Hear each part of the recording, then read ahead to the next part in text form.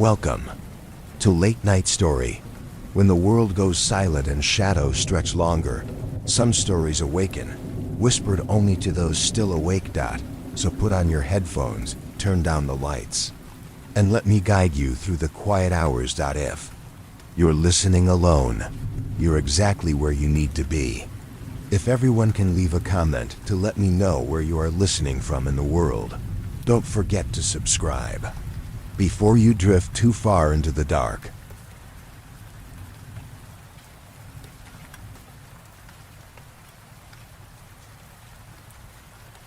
Story 1.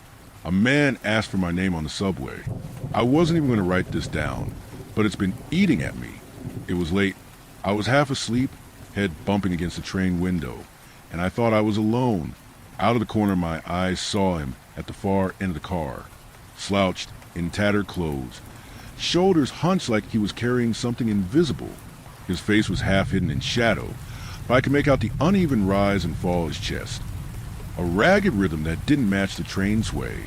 The ride wasn't more than 20 minutes, but it stretched forever.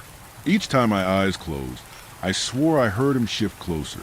Each time I blinked awake, he was still there, hunched, unmoving. When the train screeched at my stop, I stood up, groggy. As one foot hit the platform, I felt a hand grip my arm. He was closer than I expected. So close I caught the damp, dusty smell of old cloth and a faint drip like water falling in the dark. His face was lined, eyes sunken deep like he hadn't slept in years. He studied me like someone trying to remember a word.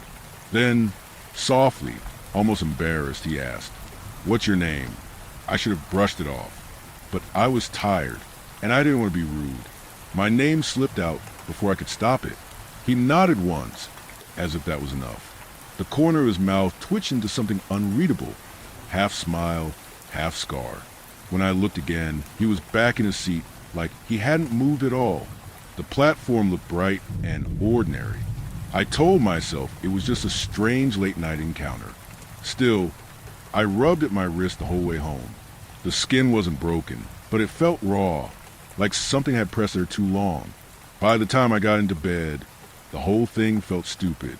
Just a weird guy on the subway asking a question. I fell asleep. I dreamed I was back on the train. The hum should have been there, steady, but it was swallowed by a sound I couldn't place.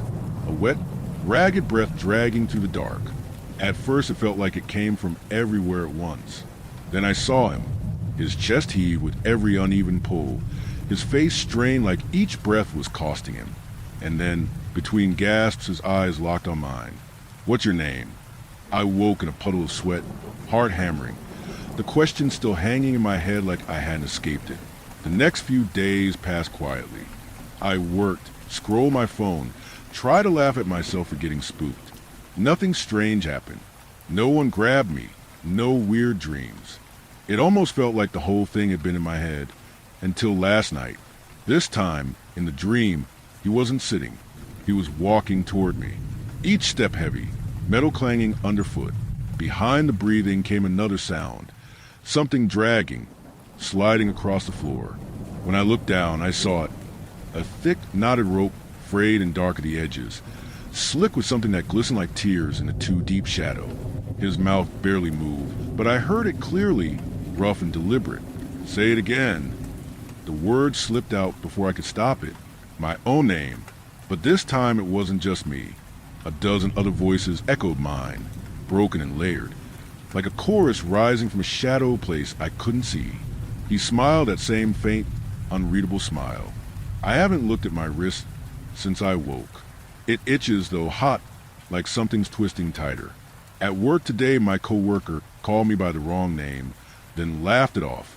I tried to write mine down, to hold on to it, but the letters blurred under my hand, and somewhere beneath the hum of the world, I hear it, a faint, gasping chorus, calling something I can't name, carried on a damp, cold breath like water seeping through stone.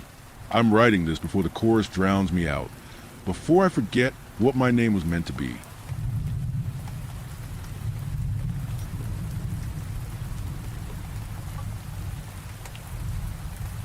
Story 2. The Midnight Game Real Experience. This story goes back many years from now. I was a small boy, only in the 4th grade. My friends and I had become obsessed over the midnight game, an ancient pagan ritual that has since become a game like Bloody Mary that thrill seekers participate in. The midnight game ritual goes like this. Everyone participating in the game must write their full name on a sheet of paper and shed a drop of blood onto said paper. Secondly, you must ensure every light in your house is turned off and take your signed, blood-stained paper to the front door of your house. Said door must be made of wood. Each person participating in the game then lights a candle outside the front door, places their candles on top of their paper, and knocks on the door 22 times, ensuring that the last knock occurs when the clock strikes midnight. You then blow out your candle, walk back inside, and reignite your flame. You have no summon the midnight man. You must roam the house with no light source other than the small flame provided by your candle, turning the smallest of hallways into a seemingly endless void of unknown darkness until 3:33 a.m.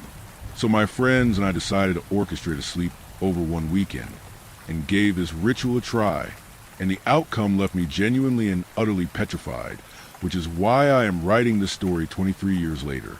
After my friends and I completed the knocking part of the ritual, we darted back into the house after blowing out our candles to relight them, as we were absolutely horrified of the uncertainty.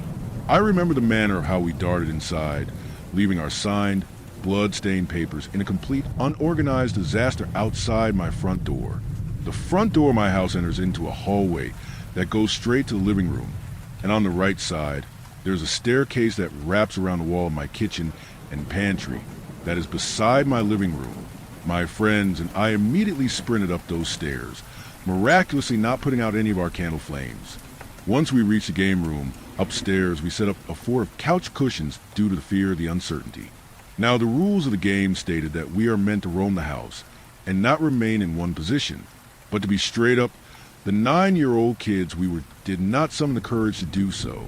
That was until about 12:50 a.m. I got the idea to go downstairs and get some energy drinks out fridge so that we did not go to sleep. However, I was not going to do it alone, so I convinced one of my 3 friends come with me. We slowly start creeping down the wrapping staircase. As we come around the corner of the wall, we can see the front door and the front porch through a window. This is the moment I realized we may have made a very poor decision. The papers with our names and blood had somehow been placed in a perfect half circle around my front door on the porch. We immediately sprinted back up the stairs under pure terror. We arrived back to the cushion fort we constructed and tell the others what we saw. They saw the terror in our faces and believed us right away. We sat in our fort for another 30 minutes, facing the stairs with all of our candle lights trembling in fear, unable to see the star of the stairwell covered by darkness. This is when things got worse. We started to hear heavy footsteps stomping up the stairs slowly, but when they arrived at what sounded like the top, the sound just stopped. We knew something was standing there, staring at us. That is when my candlelight went out. According to the rules of the game, I have 10 seconds to reignite my flame, or I lose, in which the Midnight Man will induce hallucinations of my worst fear or take my soul. Luckily, I was able to ignite my flame in what seemed like less than 10 seconds. As I calmed down a few seconds later, I realized that the room had become extremely cold. The temperature change was so rapid that it would be impossible to be the air conditioning. At this point, we have renovated our cushion fort with blankets covering the top, giving perception of a sandbag World War II bunker. It was now 2 a.m., and the fear was still thriving in each and every one of us. We couldn't help but start to continuously peek outside of our fort. Immediately as I peek outside, I look toward the stairwell. The guest bedroom door that was previously closed was now open, and with a small light source from the streetlights outside, I saw it, a tall, dark figure outlined in the darkness by the faint shimmer of light. I couldn't move. I was paralyzed by my fear. I knew that this could not be my parents, as the figure seemed to be around 8 feet tall. Finally, my friend pulls me down and whispers, "What the hell do you see, man?" I reluctantly told him. His and the rest of my friend's eyes quickly widened in fright. The friend who pulled me down says, "We cannot look back out there." However, in my head, I'm thinking he knows we are here. Hiding will do nothing, but my friends are now crying, begging me not to look again. The rest of the game until 3:33 a.m. we sat in our fort that was cold to the point that we were all shivering. Just waiting and listening as heavy, stomping footsteps sounded from the guest bedroom and up and down the stairs. When 3:33 a.m. arrived, we immediately turned on all the lights upstairs and did not go back downstairs until sun came up. We never slept until the next night, defeated by deprivation. To this day, I still have zero explanation for what happened. It is something that I still cannot fathom. I've asked my parents many times when I visit now as an adult if they played any part of my terrifying experience, but they have no answers and laugh off my childish past, unaware of the severity and terror that night.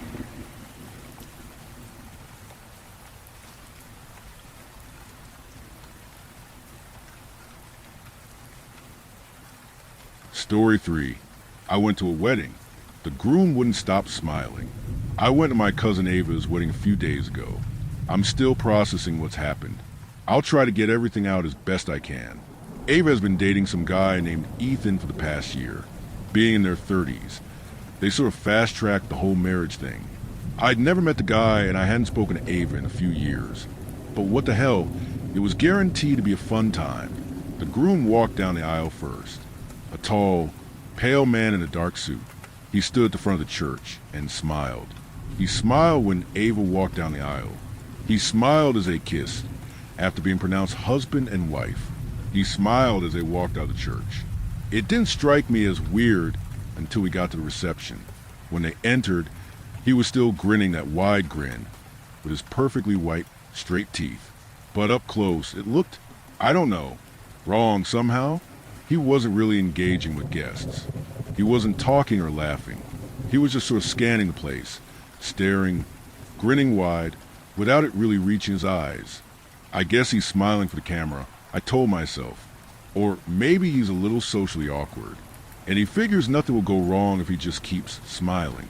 It got really weird, however, when they served dinner. I watched him sitting at the sweetheart table with Ava, shoveling chicken piccata into his mouth as he still grinned, barely opening his mouth wide enough to get the bite, immediately closing it, making loud chewing noises as he chewed while grinning. Have you ever seen someone chew their food while grinning? It is completely unnatural looking. Smiling with your mouth closed, sure, but showing all your teeth grinning as you chew? It was so fucking weird. They eventually came to our table to say hi. I couldn't tear my eyes away from his face. He was still grinning. His wide blue eyes were jittering from person to person at the table. His face looked like a mask. There was no warmth. It was like looking at a statue. I whispered this to my sister once they left. There's something seriously wrong with him. Why is he smiling like that? My sister thought I was being a catty old maid. Well, old mister. Shut up. He looks fine. No, he doesn't. He looks like he's madly in love. She snapped back. Stop being jealous. Jeez, Matt. That hurt. It honestly did. None of the other guests seemed to think anything was wrong. They thought it was all fine. Him grinning through the first dance, through the speeches, through the fucking champagne toast. He tilted the champagne flute into his grinning mouth without spilling a drop. Somehow. This is so weird. I excused myself to use the bathroom. But that was my first mistake, not realizing he had disappeared from the dance floor. As I was washing my hands, a stall door swung open behind me. In the mirror over my shoulder, I saw Ethan standing there. His skin looked milky white in the bright lights. His blue, bulgy frog eyes stared at me, and he was smiling. I don't mean that he saw me and then smiled. No, when he opened the stall door, he was already smiling. He walked over and began washing his hands at the sink right next to me, even though there were 3 other sinks. Our shoulders bumped. Great wedding, I mumbled, trying to be friendly. He turned to look down at me. Slowly, his blue eyes bored into mine. My heart began to pound. Music's great too, I said nervously, to fill the silence. He just stared at me. That's when I realized. He hadn't said a single word the entire wedding. There were no vows. He just nodded when the officiant asked if he took Ava as his wife. He didn't thank the best man after the speech, and I hadn't even seen him talking to Ava at the sweetheart table. just smiling and staring. I backed away. His eyes tracked me as I went. Just as I reached the bathroom door, he stretched up to his full height and stared down at me. He looked even taller than he had in the reception hall, somehow under the fluorescent lights. Then he stopped smiling. As his face relaxed, his cheeks sagged, his forehead drooped. The skin of his face began to shift and slide. I froze as his face began to pull and separate from his skull. He grinned, and everything stretched back into place. I finally leapt into action and darted out the bathroom door. I went back to my sister and grabbed her arm. "We have to get out of here." I breathed. "Ethan, Will you shut up already?" she said, barely even looking at me. And then Ethan sauntered in, long legs taking him smoothly across the dance floor. He slowed as he passed our table, on his way back to Ava. He reached out and squeezed my shoulder. It's been 3 days. The skin of my shoulder is pulsing with pain, like it's infected somehow. And I can't help but notice, every time I look in the mirror, my face looks a little saggier, a little looser, like it isn't quite attached the same way anymore.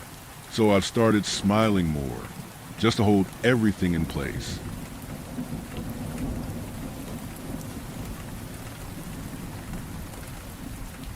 Story 4. We don't look at the moon here. The first thing you notice about my uncle's place isn't the silence. It's the light, or the lack of it. He lives, out past where the county paves the roads, in a hollow so deep the sun seems to give up an hour early. The house is a slumped thing of weathered gray wood, crouching under a canopy of ancient oaks that have grown twisted, reaching away from the clearing as if trying to escape. I hadn't seen him in over a decade, not since I was a kid. The call from his neighbor, Marnie, came as a shock. "Ethan's took poorly," she'd said, her voice crackling down the line like a dry leaf underfoot. "He's asking for kin. Says the things on the walls are talking to him again." She made it sound like a recurring flu, not dementia or psychosis. I was the only kin left who could come. The drive was a form of sensory deprivation. The lush green of the state park gradually bled into a monotonous corridor of pine and scrub, the sky shrinking to a narrow ribbon of washed-out blue above the dirt road. When I finally pulled up the property, the absence of sound was a physical pressure. No birds, no insects. Just a low, mournful groan of the wind working its way through the pines. Marnie was waiting on the porch, a woman carved from gristle and worry. She didn't smile. Her eyes, the color of old river stones, scanned me up and down before flicking nervously towards a tree line. "He's inside," she said, her voice low. "Ain't been himself. You'll see." She handed me a key, cold and heavy in my palm. "There's rules here, boy. Best you learn 'em quick." "Rules?" I asked, shoulder my duffel bag. She pointed a knobby finger at me. "The main one, the important one. Come nightfall, you keep them curtains drawn. Tight, no matter what you hear, no matter what you think you see in the cracks. And you look at me now, you don't look at the moon. Not here." I almost laughed. It was so absurd, so backwoods superstitious. "Okay," I said, humoring her. "No looking at the moon." "Got it." Her face tightened. "You think I'm telling tales? That's fine. Your uncle thought so too, his first time. Learn different." She turned to go, pausing at the edge of the porch. We all learned different. The inside of the house smelled of dust, menthol balm, and something else underneath, a sweet coppery tang, like old meat left out in the damp. Uncle Ethan was a shriveled form in a large bed in the front room, his breathing a wet, ragged sound. His eyes were open, but they didn't track me. They were fixed on the ceiling, wide with a terror so absolute it seemed to have hollowed him out. I tried to talk to him, to tell him who I was. His head lolled towards me, and a thread of saliva dripped onto his pillow. His lips, chapped and cracked, moved silently for a moment before he managed to whisper. "It's almost time," he rasped. "It's so hungry. Can you hear it?" Scratching. I heard nothing, just a groan of the old house, settling, and the whisper of the wind outside. I settled into a worn armchair, the reality of the situation crashing down on me. This wasn't a weekend visit. This was a vigil. The first night was the longest of my life. As true darkness fell, a profound stillness descended on the hollow. The wind died completely. The silence wasn't empty anymore. It was thick, expectant. I pulled the thick velvet curtains closed. Just as Marnie had said, plunging the room into a stuffy blackness broken only by the soft glow of a battery-powered lamp. Then the sounds began, not from the walls. From outside, it started as a soft, rhythmic scraping, like a heavy branch being dragged across the roof. Scrape, pause, scrape. I froze, my heart hammering against my ribs. Uncle Ethan whimpered in his sleep. The scraping stopped. The silence that followed was worse. It was the silence of something listening. Then came the whispers. They weren't coming from one place. They seemed to emanate from the very air, a chorus of faint, sibilant voices just on the edge of hearing. I couldn't make out words, only a sense of immense, patient longing. A cold dread, primal and absolute, seeped into my bones. I understood then, in a way that bypassed all logic, that Marnie wasn't guarding me from superstition. She was giving me the only survival instructions that mattered. I didn't sleep. I sat rigid in that chair, my knuckles white on the armrests, praying for dawn. The days were a bleary-eyed blur of caring for my uncle, trying to get broth into him, cleaning him up. The fear of the night bled into daylight, casting long shadows over everything. I started noticing things. The way the local folks in the nearby shanty town, a handful of houses clinging to the main road, would never look up at the sky. They walked with their heads slightly bowed, their movements hurried if they were out near dusk. Their eyes, like Marnie's, held that same flat, weary fear. On the third night, the curiosity began to gnaw at me. What was out there? What could possibly be so bad? The human mind is a self-destructive thing. It needs to know. The whispered rule, we don't look at the moon here, became a constant itch in my brain. The sounds were worse that night. The scraping was more insistent, now accompanied by a low, vibrational hum that made my teeth ache. The whispers were clearer, though no more intelligible. They were full of want, an infinite yawning hunger, and then a sliver of silver light. I had drawn the curtains tight, but one had caught on a splinter in the windowsill, leaving a gap no wider than a pencil. A beam of moonlight, cold and pure, cut through the stifling dark of the room and fell directly on my uncle's face. His eyes, which had been closed, snapped open. They were no longer clouded with age or sickness. They were wide, terrified and utterly aware. He stared at the sliver of light, and a choked sound escaped his throat. His head turned slowly, mechanically, towards me. His mouth opened, but it wasn't his voice that came out. It was a composite, a horrific symphony of all the whispers from outside, funneled through his dying vocal cords. It was a sound of dry leaves skittering on stone, of meat being torn from bone, of deep, subterranean water flowing through dark places. Look, it commanded. Every cell in my body screamed to obey. It wasn't a request. It was a gravitational pull. My head began to turn towards a window. I fought it, my muscles trembling with the strain. I squeezed my eyes shut. Look at US. I could feel it, just beyond the glass. A presence of such immense, ancient mass that it defied shape. It was in the light. It was the light. The moon was a thing in the sky. It was an eye, and it was looking in, and it was hungry. With a sob of sheer effort, I wrenched my body from the chair and stumbled across the room. I fumbled for the curtain, my fingers numb and clumsy. The voice from my uncle's bed rose to a screeching, multi-layered keen of frustration. My hand closed on the fabric. I yanked it shut, plunging the room back into absolute darkness. The sound stopped. The silence returned. I slid down the wall, gasping, my entire body shaking. I didn't move until the first gray light of dawn filtered through the curtains. Uncle Ethan was dead. His head was turned toward the window, his eyes wide open, frozen in an expression of terminal awe. But that wasn't the worst of it. His mouth was still open, and inside it wasn't a tongue. It was a cluster of thin, pale, root-like filaments, dry and withered, clutching at nothing. I ran. I left him there. I didn't pack my things. I just ran to my car and sped down that dirt road as if all the devils in hell were at my bumper. I ended up at the dusty general store on the main road, babbling to the old man behind the counter. I told him everything. The sounds, the voice, my uncle. He listened, his face a grim mask. He didn't seem surprised. When I finished, he just nodded slowly. Ethan always was a curious one. Paid the price for it. He wiped the counter with a rag. That thing out there, it ain't the moon. The moon's just a rock in the sky. This is something else. Something that got stuck here a long time ago. It hangs there in the same spot, behind the light, and it's lonely. So lonely. It wants to be seen. It wants to be known. And when you look at it, you let it in. It plants a piece of itself in you. It grows in the dark behind your eyes. He looked at me, and for the first time, his eyes met mine. They were full of a pity that chilled me to my soul. You didn't look, boy. You fought it. That's good. He paused, his next words landing like a shovel of dirt on a coffin. But it saw you fight. It knows you resisted. It don't get that often. It likes that. I got out of that town. I drove until the gaslight came on, and then I kept driving.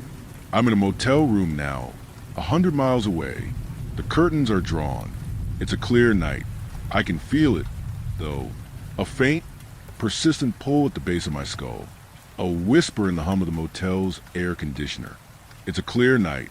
The moon is full, and I have this unbearable, terrifying urge to go outside and look up.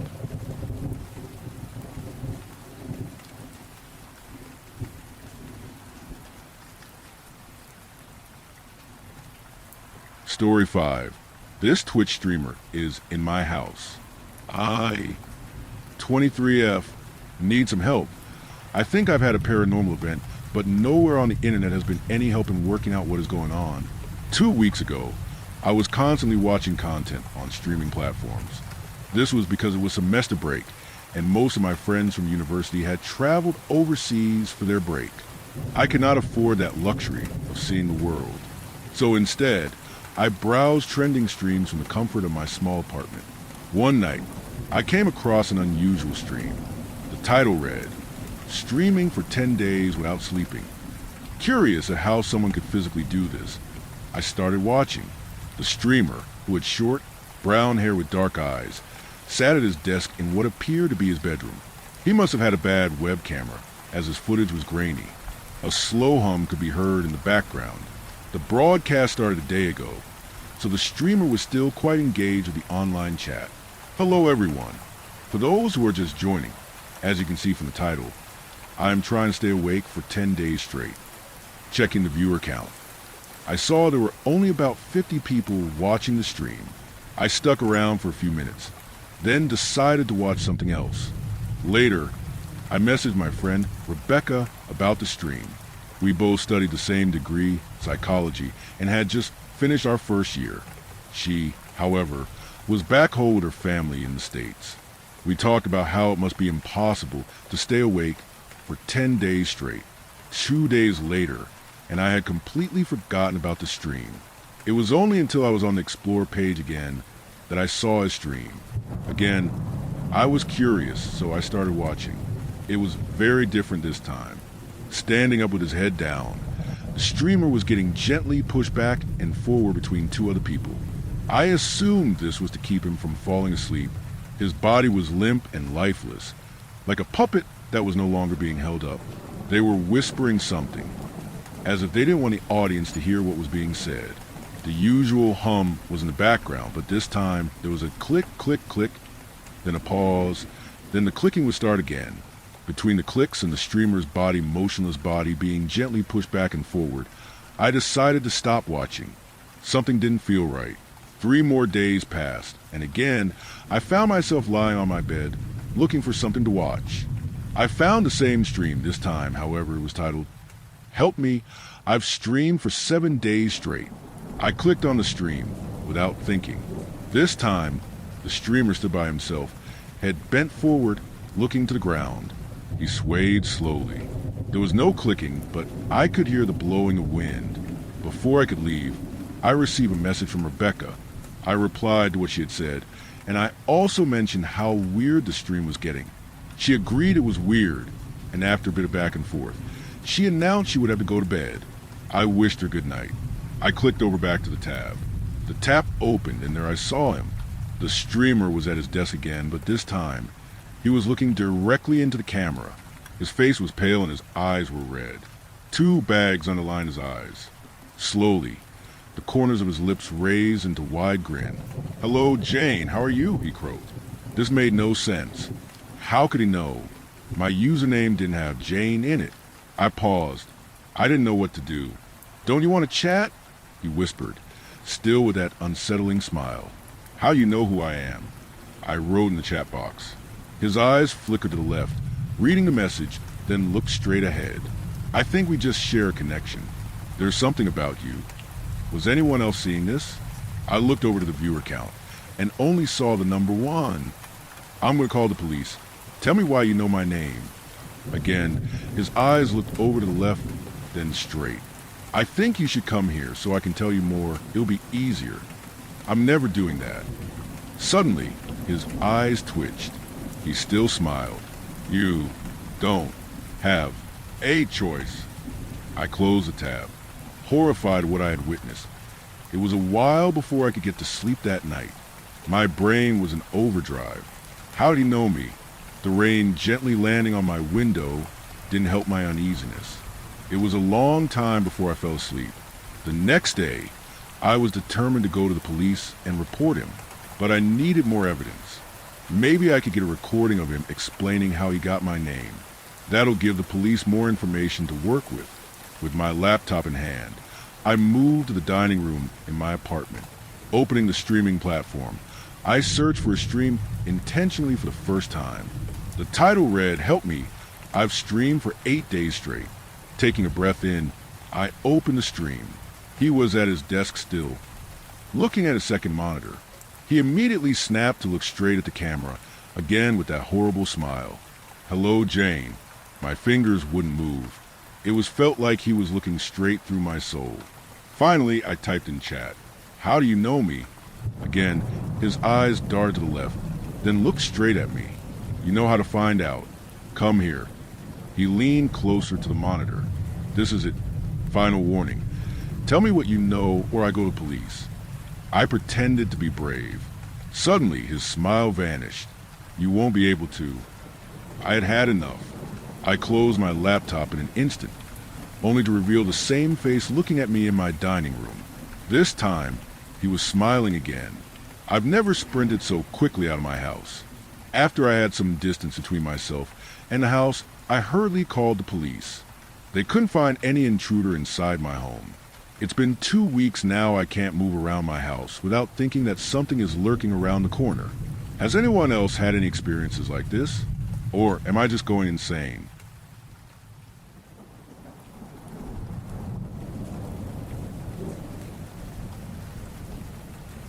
Story 6.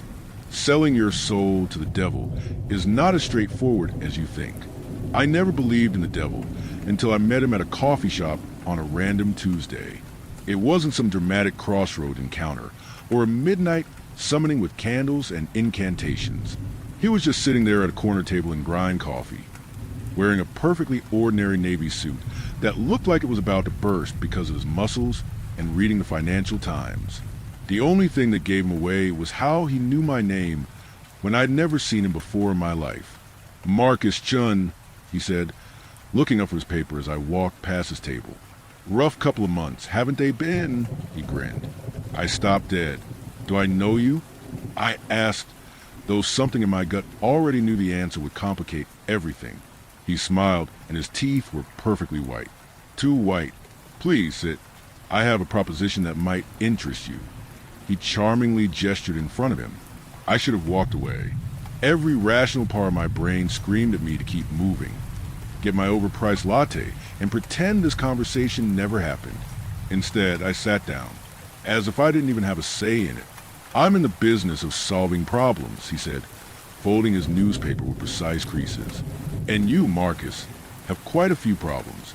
He was not wrong at all.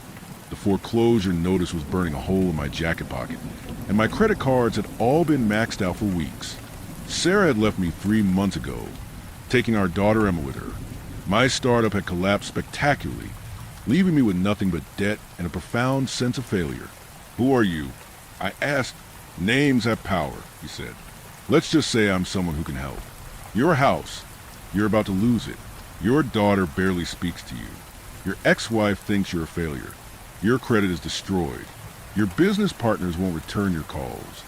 He leaned back in his chair. Am I getting warm? The accuracy of his assessment hit me like a physical blow. How do you... I trailed. He chuckled. Know all this? I'm making my business to know. The question is, how badly do you want to fix it? I stared at him. He was probably in his 40s with salt and pepper hair, kind eyes and arms of the size of my head. He looked like someone's accountant. Not whatever he was. What are you suggesting? A transaction. A very reasonable one. Actually, you have something I want, and I have something you need. He reached into his jacket and pulled out a leather portfolio. I'm prepared to offer you $1 million. Cash. Untraceable. Enough to save your house, win back your family, start over, he said. I couldn't resist the urge to sigh at his annoying corporate tone. In exchange for what? His smile widened. Just a small piece of your soul. Nothing dramatic, maybe 10%. You'll hardly notice it's gone. I laughed. I actually laughed out loud. You're insane. Am I? He opened the portfolio and showed me photographs. Pictures of my house, my daughter's school, Sarah's apartment. Marcus, in 3 days, the bank will repossess your home. In 2 weeks, your daughter will start a new school because Sarah can't afford the private one anymore. In a month, you'll be sleeping in your car. He closed the portfolio. I'm offering you a way out. You're talking about selling my soul to the devil. He smiled softly. I'm talking about a limited partnership arrangement. Think of it as spiritual equity financing. You retain majority ownership of your soul, 90%. I get a small stake in exchange for solving your immediate liquidity crisis. The business terminology made it sound almost reasonable. Almost. This is crazy, I said, but I didn't get up. Crazy would be letting your pride destroy your family. Crazy would be sleeping in your car while your daughter thinks her father is a loser who couldn't provide for her. He leaned forward. Marcus, I'm not asking for your firstborn or eternal damnation. 10%. That's all. Letting aside the fact that I was talking to the devil right now, I thought about Emma, about the look in her eyes the last time I'd seen her, when I couldn't afford to take her to the movies, about Sarah's voice when she'd call me pathetic. What exactly would happen to that 10%? Nothing dramatic.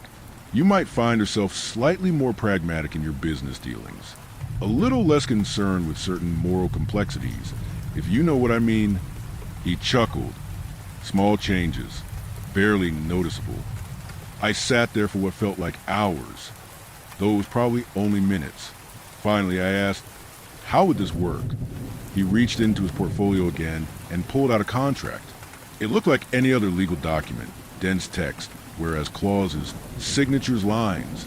At the bottom, it specified 10% of Party A's immortal soul in exchange for the sum of $1 million United States dollars, $1 million.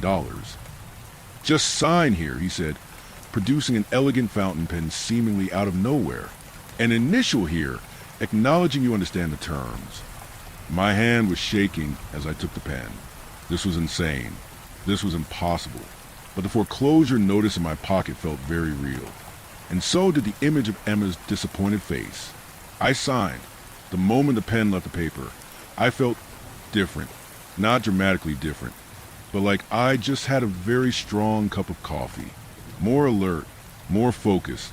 The man across from me smiled, and the contract disappeared into his portfolio. Pleasure doing business with you, Marcus. He stood up and extended his hand. When I shook it, his skin was surprisingly warm. The money will be in your account by tomorrow morning. That's it. That's it. Oh! He paused at the door. You might find that other opportunities present themselves soon. When they do, you'll know how to reach me. He left, and I sat there staring at my coffee, wondering if I'd just had the most vivid hallucination of my life. The money was there the next morning. $1 million, just like he'd promised. Within 6 months, everything had changed. I'd saved the house, started a new company, and Sarah was actually taking my calls again.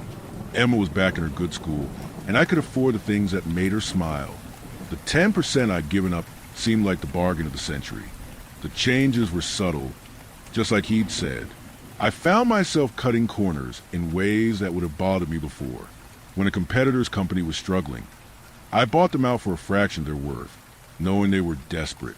When a regulatory issue threatened my new business, I made certain donations to certain local politicians that cleared the way. Nothing illegal, exactly, but nothing I would have done before either. I told myself it was just good business. Pragmatism. The world was harsh, and these were the kinds of decisions successful people made. The second meeting happened at a restaurant downtown. I was celebrating landing a major contract when he slid into the booth across from me, looking exactly the same as he had 8 months earlier. "Congratulations on the Henderson deal," he said. "Quite a coup." "Thanks." I tried to sound casual, but seeing him again made my stomach clench. "What brings you here?" "A complication, I'm afraid. You see, that Henderson contract? Your main competitor was about to land it. Had the inside track, actually, better bid, better relationship with the client." I frowned, but I won it fair and square. You won it because certain information found its way to certain people, and certain pressure was applied in certain quarters. Information and pressure that, shall we say, originated from my resources. What are you saying?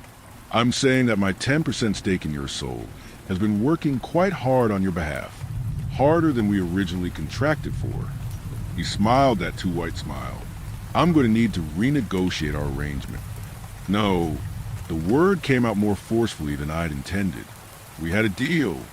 "We did, and that deal has been exceeded. You see, Marcus, your success over the past few months hasn't been entirely your own doing. My investment has been quite active." He pulled out another contract. "I'm afraid I'm going to need another 15%. 15%? That would put you at 25% total. Still minority stake," he pointed out reasonably. "And frankly, quite fair given the value I've added to your life." He grinned. Then he leaned back. "Of course, if you prefer, I could simply withdraw my support. See how well you do without it." The threat was implicit, but clear. Everything I'd rebuilt could disappear. What happens if I say no? Well, the Henderson contract would fall through, for starters. Seems there might be some irregularities in the bidding process that could come to light. Your financing for the new company might encounter some unexpected obstacles. Sarah might start wondering where all this sudden success came from.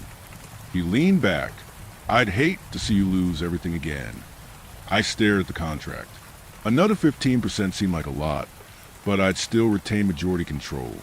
And losing everything now would be worse than losing it before. I had so much more to lose. I signed. This time, the change was more noticeable. I found myself making decisions that would horrify the man I had been 2 years ago. When a small supplier couldn't deliver on time, I destroyed their business instead of just finding someone else. When an employee threatened to quit, I made sure she was blacklisted throughout the industry. I didn't even look at the eyes of beggars on the streets. These actions felt not just reasonable, but necessary, even satisfying. I was changing. Sarah moved back in with me after a year. Emma called me daddy again. My business was thriving. In the end, the 25% of my soul I'd given up seemed like a small price for everything I gained. The third meeting was at my office. He didn't make an appointment. I just looked up one day, and he was sitting in the chair across from my desk. "We need to talk," he said. By now I knew the routine. Some new crisis that required his intervention, some justification for taking another piece of my soul. I was ready for him. "What's the problem this time?" "Your wife," he said simply. "Sarah? What about her?" "She's been asking questions. About your sudden turnaround. About some of your business practices. She's suspicious." "Suspicious of what?" "She's hired a private investigator, Marcus. A very good one. He's been digging into your finances, your business dealings, your associates. Some of what he's finding is problematic. I felt cold. What kind of problematic? The kind that leads to federal investigations. The kind that leads to prison time. He leaned forward. The kind that leads to your daughter visiting you through bulletproof glass. His smile never seemed wider at that time. You're lying. Am I? He pulled out a manila folder and slid it across the desk. Inside were photographs, documents, bank records. All the evidence of things I'd done, deals I'd made, corners I'd cut. Individually, they might have been explicable. Together, they painted a picture of systematic corruption. This is all circumstantial, I said, but my voice was weak. Perhaps, but it's enough to raise questions. Enough to start an investigation that would unravel everything. Your business, your marriage, your relationship with Emma, everything. My hand shook. I was feeling fear. Proper fear for the first time in a long time. What do you want? I shook. 30% more, he said. That would give me 55% total. A controlling interest. In exchange, all of this evidence disappears. The private investigator has an accident. Sarah's suspicions fade. Your life continues exactly as it is. 55%, that's more than half. It is, but consider the alternative. I looked at the photographs again, at the evidence of what I'd become. What we become, I corrected myself, because none of this had happened in a vacuum. Every decision had seemed reasonable at the time, necessary even if you have controlling interest. What does that mean for me? Oh, don't worry. Nothing will change. I will let you still have your free will. But you'll naturally find yourself more aligned with my interests, more efficient in your decision-making, less burdened by concerns that might interfere with success.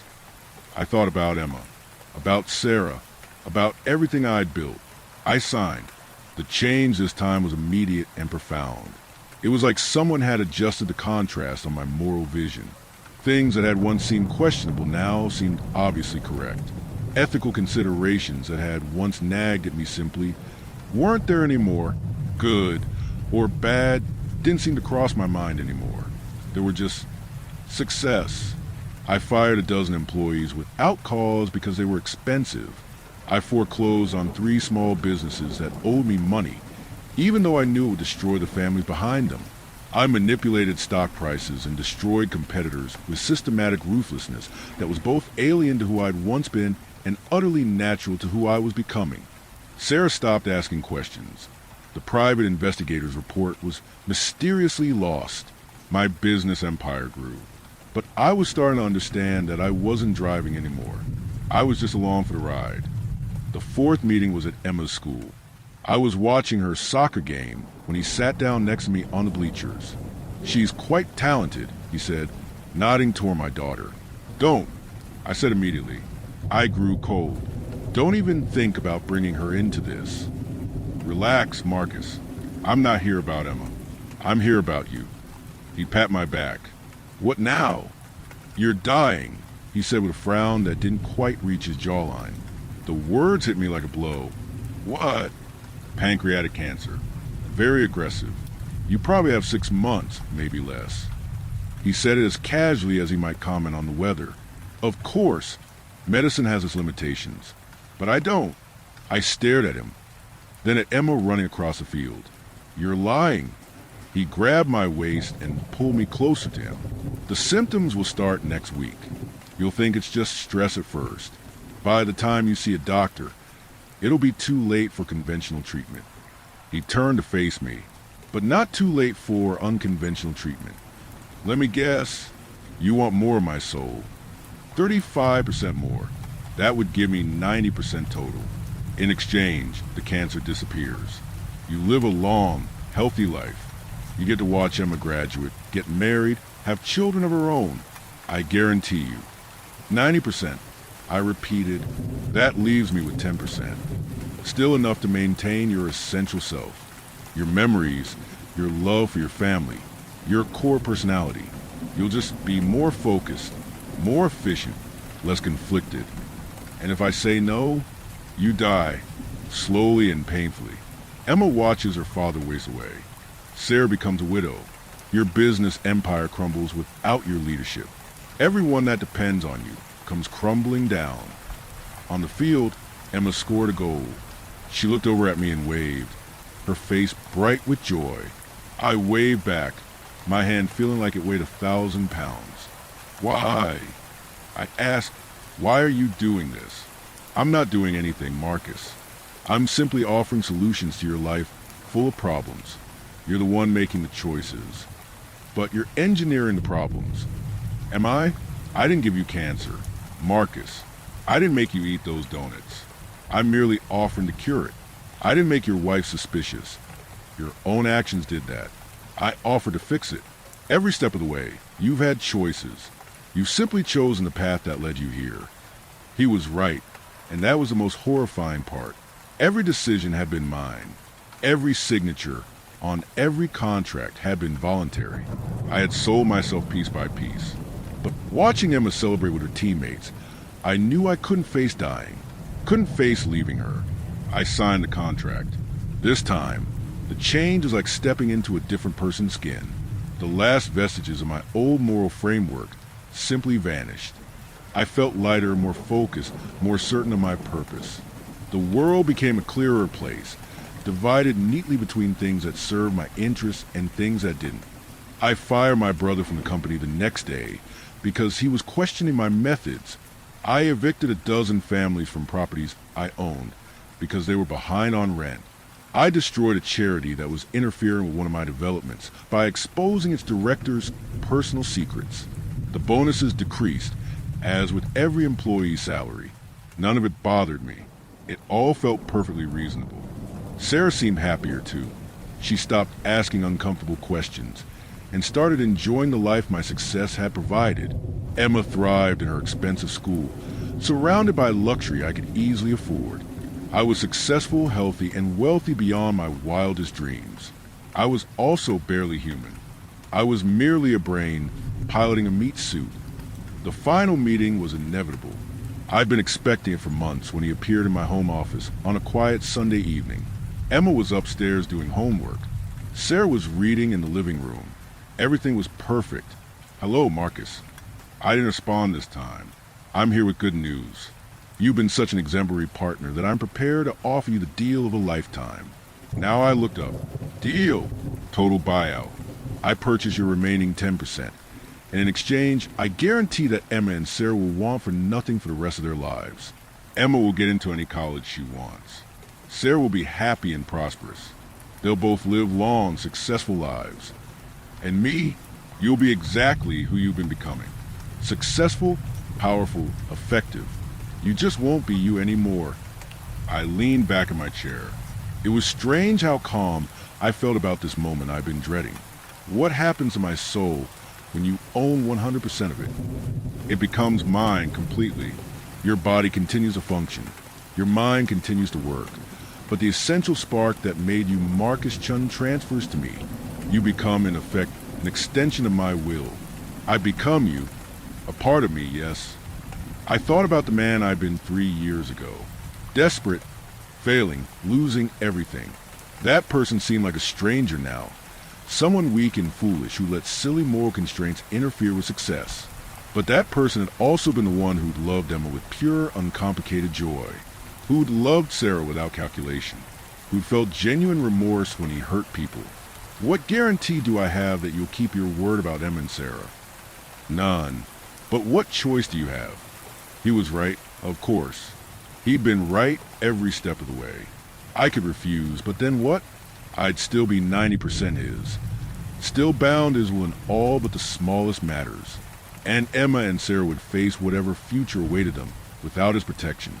If I signed this, will I still remember who I was? Oh, yes. Those memories are quite valuable. They help inform decision-making, provide emotional context for manipulating others. You'll remember Marcus Chin very clearly. You just won't be him anymore. I picked up the pen. It felt familiar in my hand now, like an old tool I'd grown comfortable using. One last question. I said, "What's your name?" Your real name. For the first time in our relationship, he looked genuinely pleased by something I'd asked. For some reason, His face looked oddly familiar now. "You can call me Marcus," he said. "That's who I'm going to be." I signed the contract. The change was instantaneous and total. I felt my sense of self, that essential, indefinable thing that had made me drain away like water from a broken cup. What remained was crystal clear purpose, perfect focus, and complete understanding of my role in a larger design. I am no longer Marcus Chun.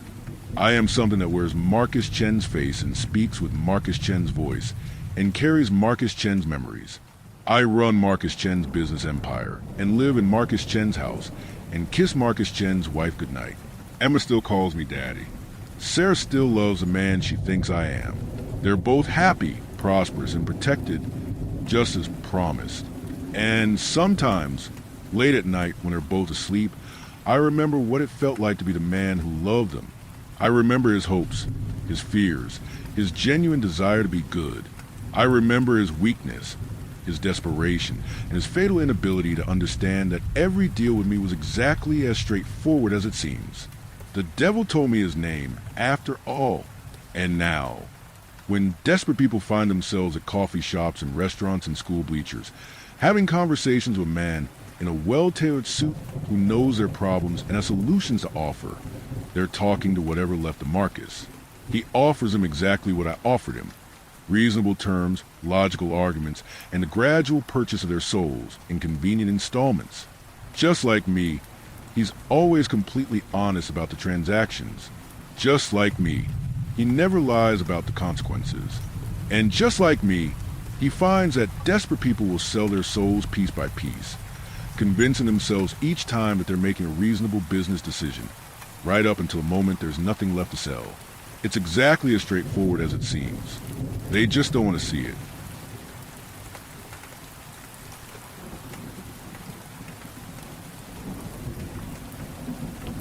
Story 7. I was stuck in a time loop of my best friend killing me. Forgive me for any spelling mistakes. My best friend stood over me, wielding a machete. I knew what he was going to do. We had come into this alleyway to smoke a joint without our neighbors noticing and telling our parents. But instead of Jordan pulling out a joint, he pulled out a machete. He stood over me with his machete in hand. Up rose his arms, and down went the machete right in my stomach. Ow! I screamed several times, desperate, until my voice went quiet. Jordan stomped on my neck as I screamed, probably attributing to me losing my voice. "Shut up," Jordan said in a loud but shaky voice. I shouldn't have trusted Jordan. I thought in my last moments. I thought about how he would force me to watch Gore knowing I had a weak stomach, or how he'd be glued to his screen researching killers, specifically serial killers, and how he confided in me that when he was younger, maybe 13 or so, he'd kill squirrels and cats with his dad's machete. I felt a sharp pain in my chest, and suddenly I was back to being stabbed with machete. I realized I had to fight if I wanted to live. I kicked Jordan's knee, and he screamed in pain, but the adrenaline had already been pumping through his veins, so he recovered quickly. I kicked again, harder with both legs this time. Adrenaline had kicked in. Jordan fell down after my kicks, but got up immediately. He was furious, and up rose his arm with the machete. He hesitated, looking at my face. I was trying to scream for help, but nothing came out. Suddenly down went his arm. He stabbed the machete into me, right in my neck. I blacked out. I woke up to the sound of the song Toxic by Britney Spears playing at a low volume. I was in the back seat of my mom's Honda. My mom looked back at me. "Oh, you're up," she said in an excited tone. "We're almost home. Only an hour to go," she said.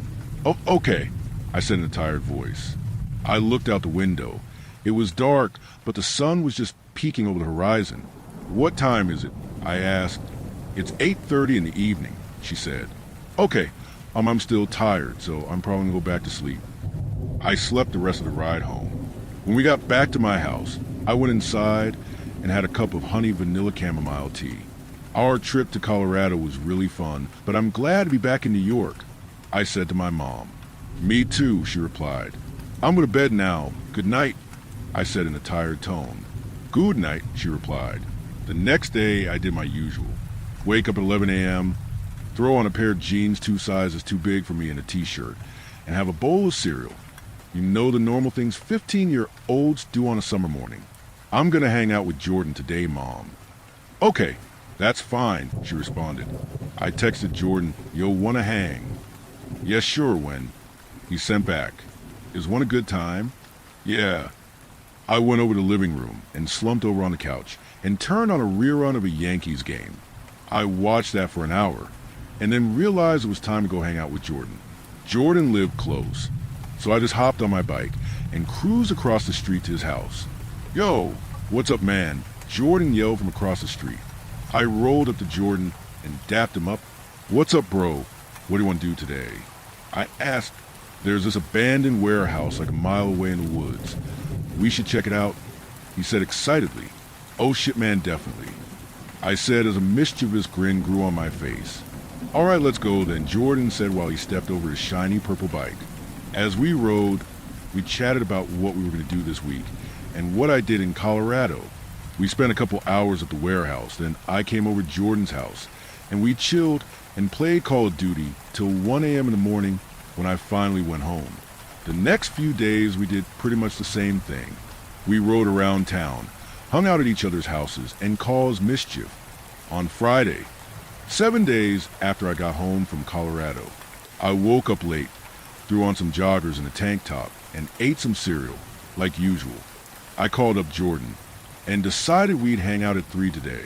In the meantime, I decided to play my guitar and listen to music in my room. When my alarm went off, I got up and turned my music off and headed over to Jordan's house on my bike. Hey, man. I called out to Jordan, who was waiting in his yard. What's up, he yelled. I rode across the street and up to the curb. What do you want T.I. do today? I asked. I got some good weed in my bag. You want to go in the alley and smoke? He said. Oh, hell yeah, man, I said excitedly. We walked over into the alleyway and set our bikes down. I sat down on an old stack of pallets when suddenly a wave of deja vu hit me. I remembered everything down to the T. I didn't quite believe myself until I saw pull a machete out his backpack. What the hell, man? I yelled. Shut up, he yelled back, lunging forward, putting the machete up to my neck. Shut up, he said again in an intimidating tone. I said nothing. He stepped back and ordered me to get on the ground. I knew what he was going to do. I remembered this moment, so I didn't comply. I turned around and sprinted out of the alleyway.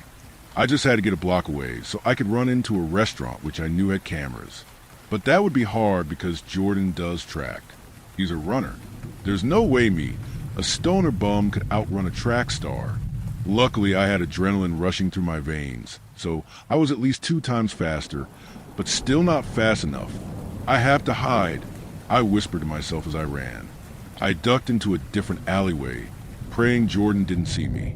I ran out of the other side of the alleyway and over into a restaurant. Help me, I yelled. My best friend just tried to kill me. Call 911. Luckily, they took me seriously and called 911. The cops showed up and questioned me. Where were you when he tried to kill you? In the alleyway across the street. I pointed over in the direction of the alleyway we were in. They prattled on for hours until they finally called my mom, and she showed up to the restaurant.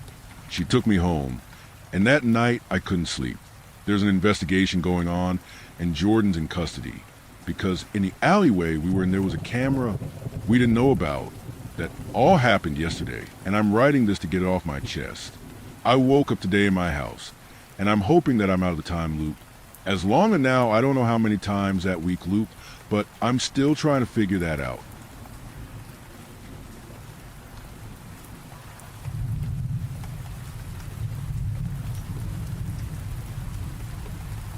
Story 8. I developed a medicine that let me see the afterlife. I always believed I was a good person. I'm not a saint by any means, but I go to church, volunteer at a soup kitchen on the weekends, and try to be a nice and polite person to everyone I interact with. While I don't inherently believe in everything in the gospel, I appreciate the messages and lessons taught about forgiveness, love, compassion, mercy, and grace. I suppose I would technically be agnostic. Maybe my job as a scientist, pharmaceutical chemist to be specific, kept me from being able to blindly believe. I'm not sure, but the idea of an afterlife based on how you act while you were alive always fascinated me.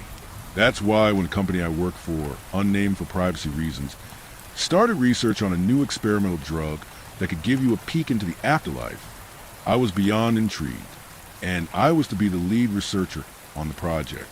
I was a bit disappointed I wasn't involved with the initial phase, but apparently the project was very hush-hush until a compound could be synthesized.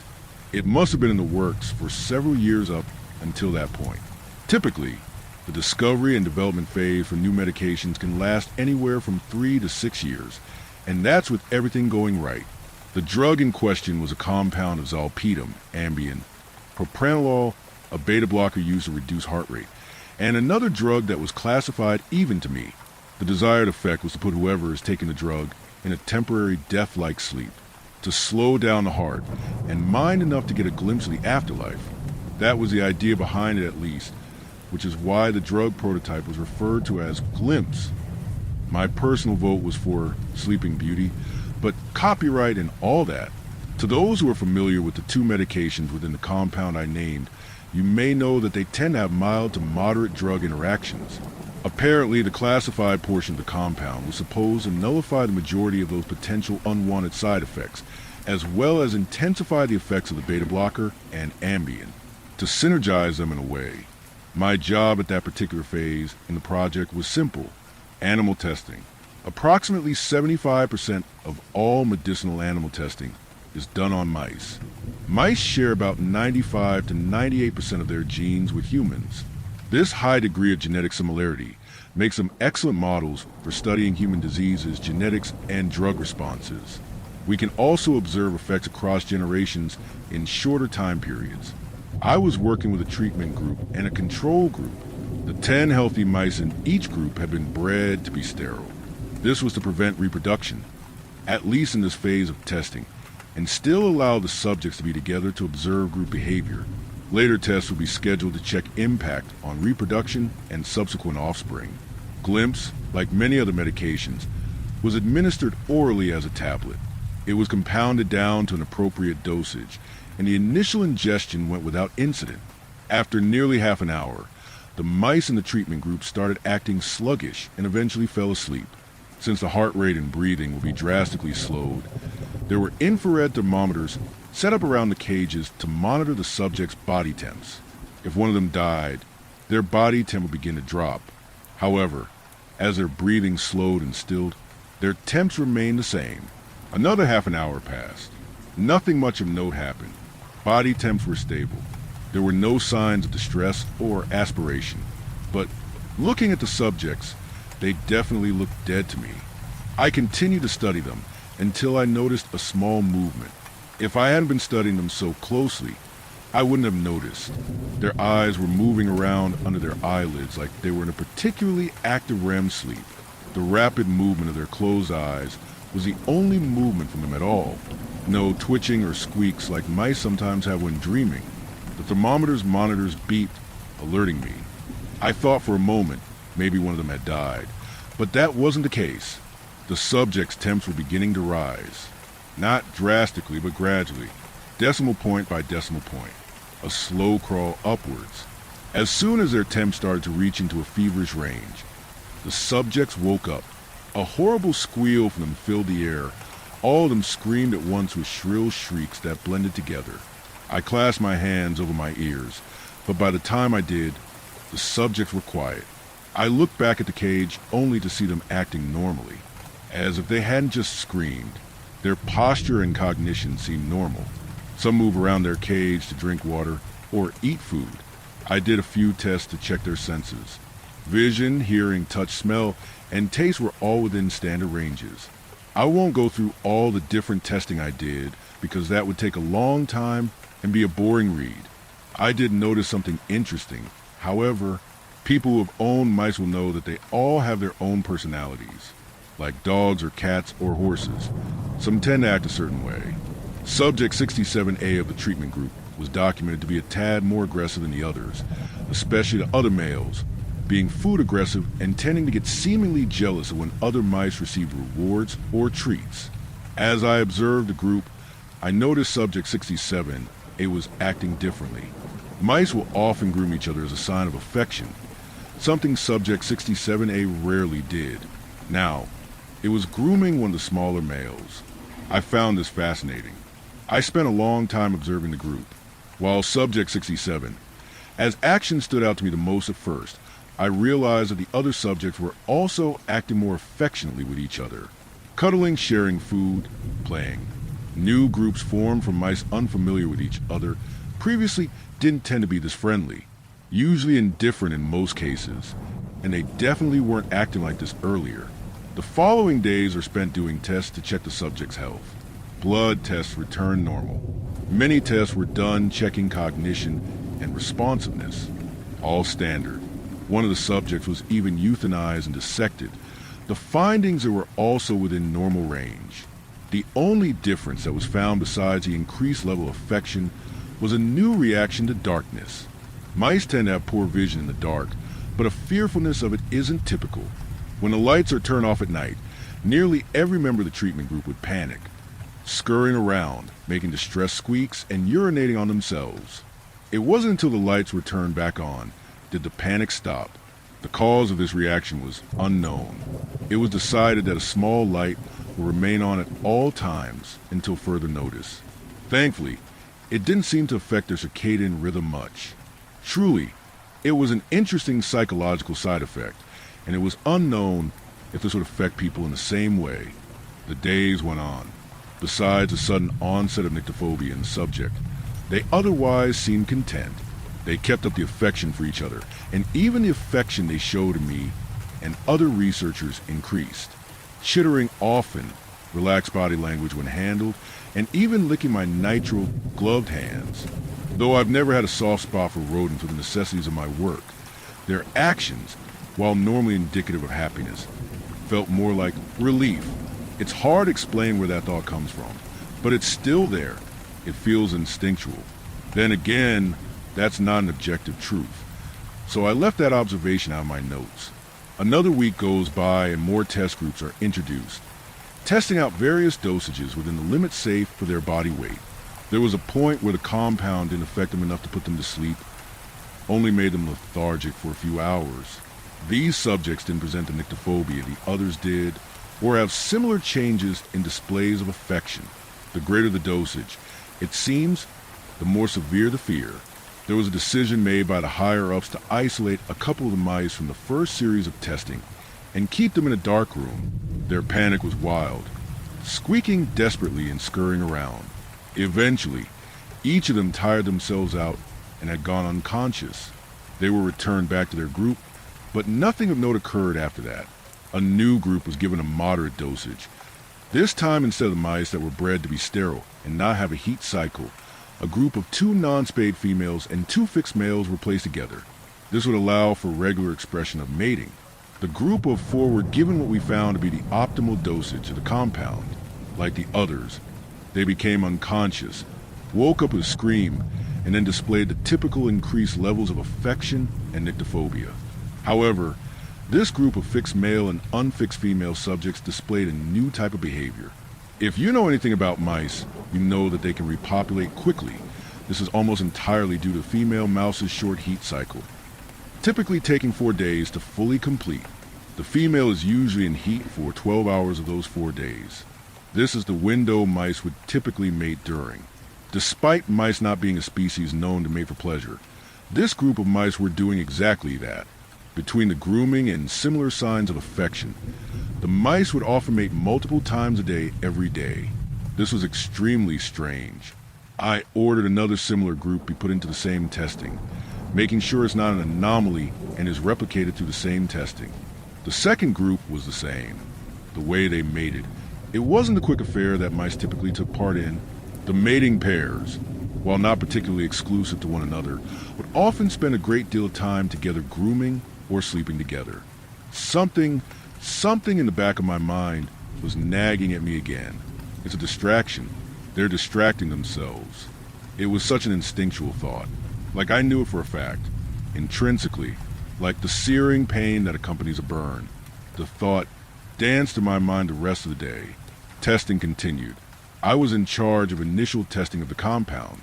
The groups of mice that had consumed the compound were sent to another section of the facility to do further testing, checking how much and how often the mice could take the compound without negative effects. I, on the other hand, began the next level of testing with primates. Unknown to some, primate testing is generally saved for medicine that would be considered psychoactive, which the glimpse compound technically was. Primates are particularly useful in the way that they can communicate. Some species can even learn and grasp human communication through sign language. P07 was a female primate, belonging to the species as a distant relative of the chimpanzee family. Primates known for their ability to communicate. For legal reasons, I'm not allowed to give much more detail than that. The administration of the compound went well. The dosage was adjusted to P07's body weight. Shortly after the tablet was consumed, I kept P07 entertained with toys and occasionally asked her questions. Conversations with P07 through sign language will be recorded here. Me, hi Lucy, how do you feel? P07, sleepy, I take nap. Me, good, take a nap. We can play when you wake up. P07 fell asleep a few minutes after. The amount of time the subject stays unconscious was longer than the mice test subjects by about 25%. The same REM cycle occurred with the subject's body completely still except for her eyes dancing behind her eyelids. Body temperature rose throughout the process. P07 awoke just before her temp would enter a range that would be considered feverish. The subject jolted awake. The scream of a monkey is much louder, more shrill and ear-piercing than the mice could ever make. The subject seemed to calm down after a minute, looking around, confused. I gently tap on the glass of the cage to get P07's attention. Me. Good morning, Lucy.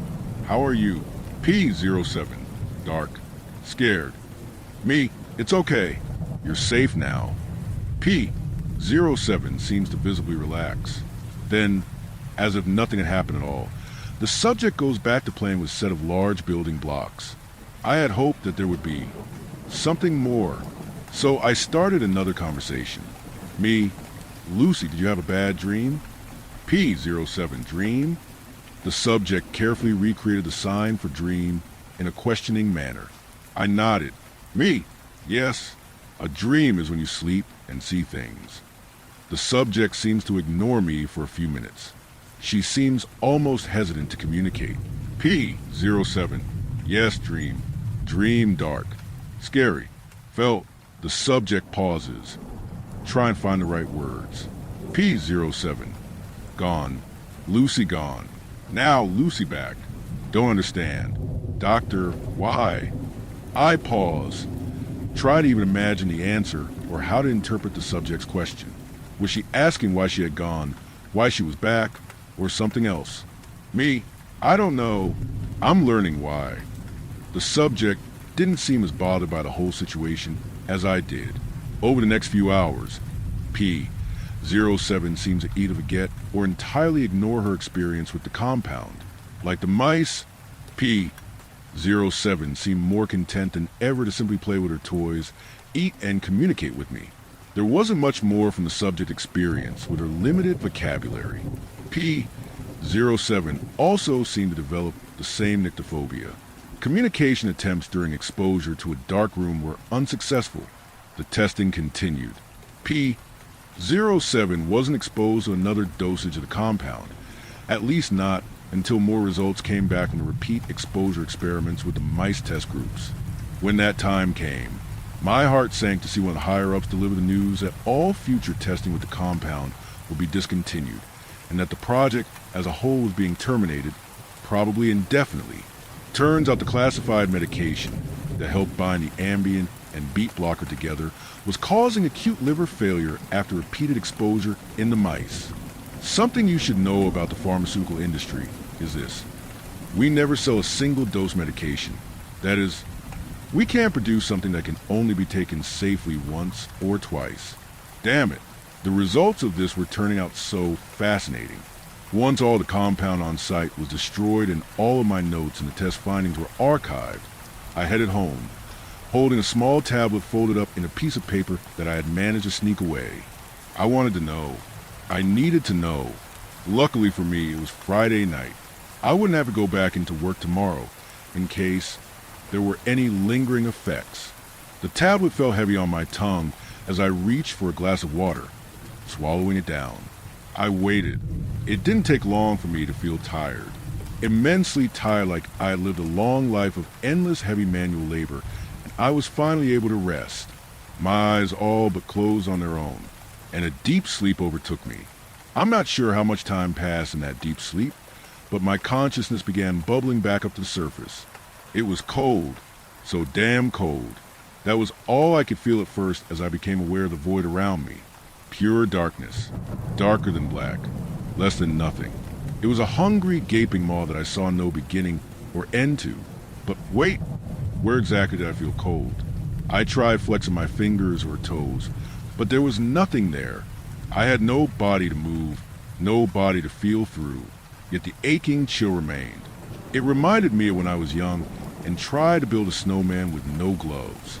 The frosty snow froze my hands, making my joints sting and ache.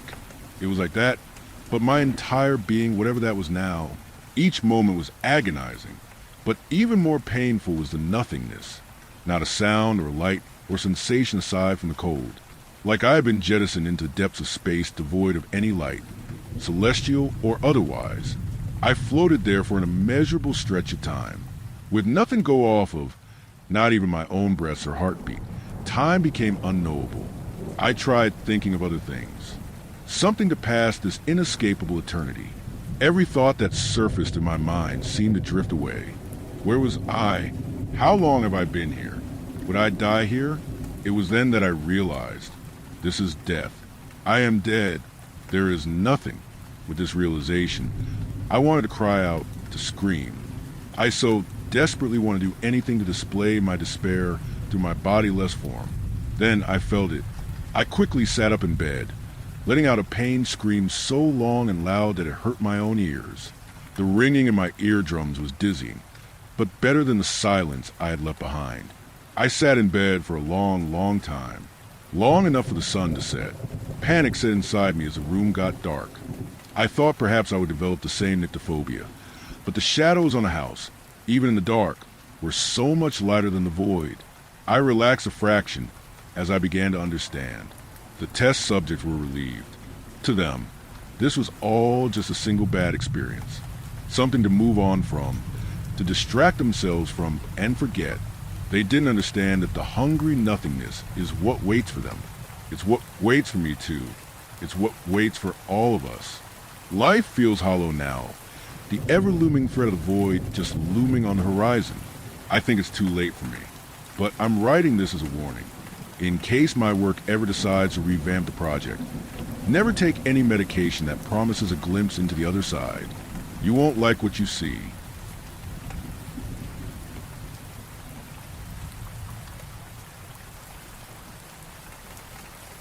Story 8.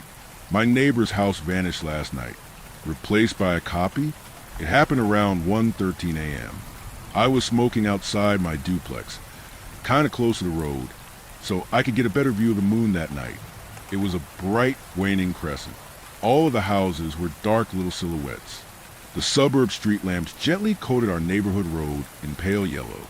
The only lit house was at the bottom of the hill, the Moretti mansion. I don't know who the Morettas were, but they often had acquaintances visiting from out of town, family parties, that sort of thing. From my distance as their nearest neighbor, I could just barely make out the mansion's windows, blurry meshes of people mingling at some kind of late night soiree. I remember savoring my smoke, thinking about how nice it must be to have such a close-knit family, and wondering what kind of Italian food the Morettas could have been sharing, when all of a sudden, flash, blinding white tendrils of light. They erupted from the mansion's middle like a burst of ball lightning, or the birth of a star. My entire body flinched. I braced myself against the nearest mailbox, and before I could even halfway begin to understand what was going on, the bright light vanished. And so did every single person inside the house. It was quite alarming, to say the least. Only the building remained, with all of its indoor lamps now illuminating barren doorways, empty patios, and unoccupied floors. Every single person was gone. It's like some unknowable thing had hit delete on everyone inside. The cigarette fell right out of my mouth. I sprinted to my own house and grabbed binoculars from the front closet after running down the street to get a better vantage. My binoculars told me what my eyes already knew. All the people at the Moretti's were truly gone. Gone. And not even just their lively conversations and selves, but all the cars in the house's driveway were gone too. All of the coat racks inside, empty. In fact, most of the furnishings inside the house appeared missing. I could only make out bare white walls. No paintings, no calendars, no clocks. The whole thing had been gutted clean. I must have spied on the place for about 20 minutes, tiptoeing closer and then edging back when I lost my nerve. It was hard to know what I was supposed to do. Waking up my wife and getting her to run to the middle of the street felt like a pretty ridiculous proposition. But I needed someone else to see it. I needed to convince myself I wasn't crazy. Half-dazed and with her sleeping mask still on her forehead, Amy begrudgingly agreed to come take a look. But when I tried to point out the glowing, empty house down at the bottom of the hill, I was suddenly pointing at darkness. Their lights had turned off.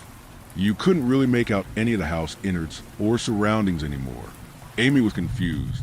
I angled her binoculars and tried to point the lack of furniture and life inside. "They're asleep," Amy groaned. "Their lights are off. What are you talking about?" I did my best to explain what had happened, but Amy was tired. We went back to bed. The next day, after dropping Amy off at work, the first thing I did was drive back to the Moretti mansion. Strangely, in the morning light things looked normal. I slowly drove down to the end of the cul-de-sac, and I could see an old Cadillac parked in the Moretti driveway through the kitchen windows. I spotted a couple family members gathering for some kind of breakfast or lunch. It wasn't empty at all.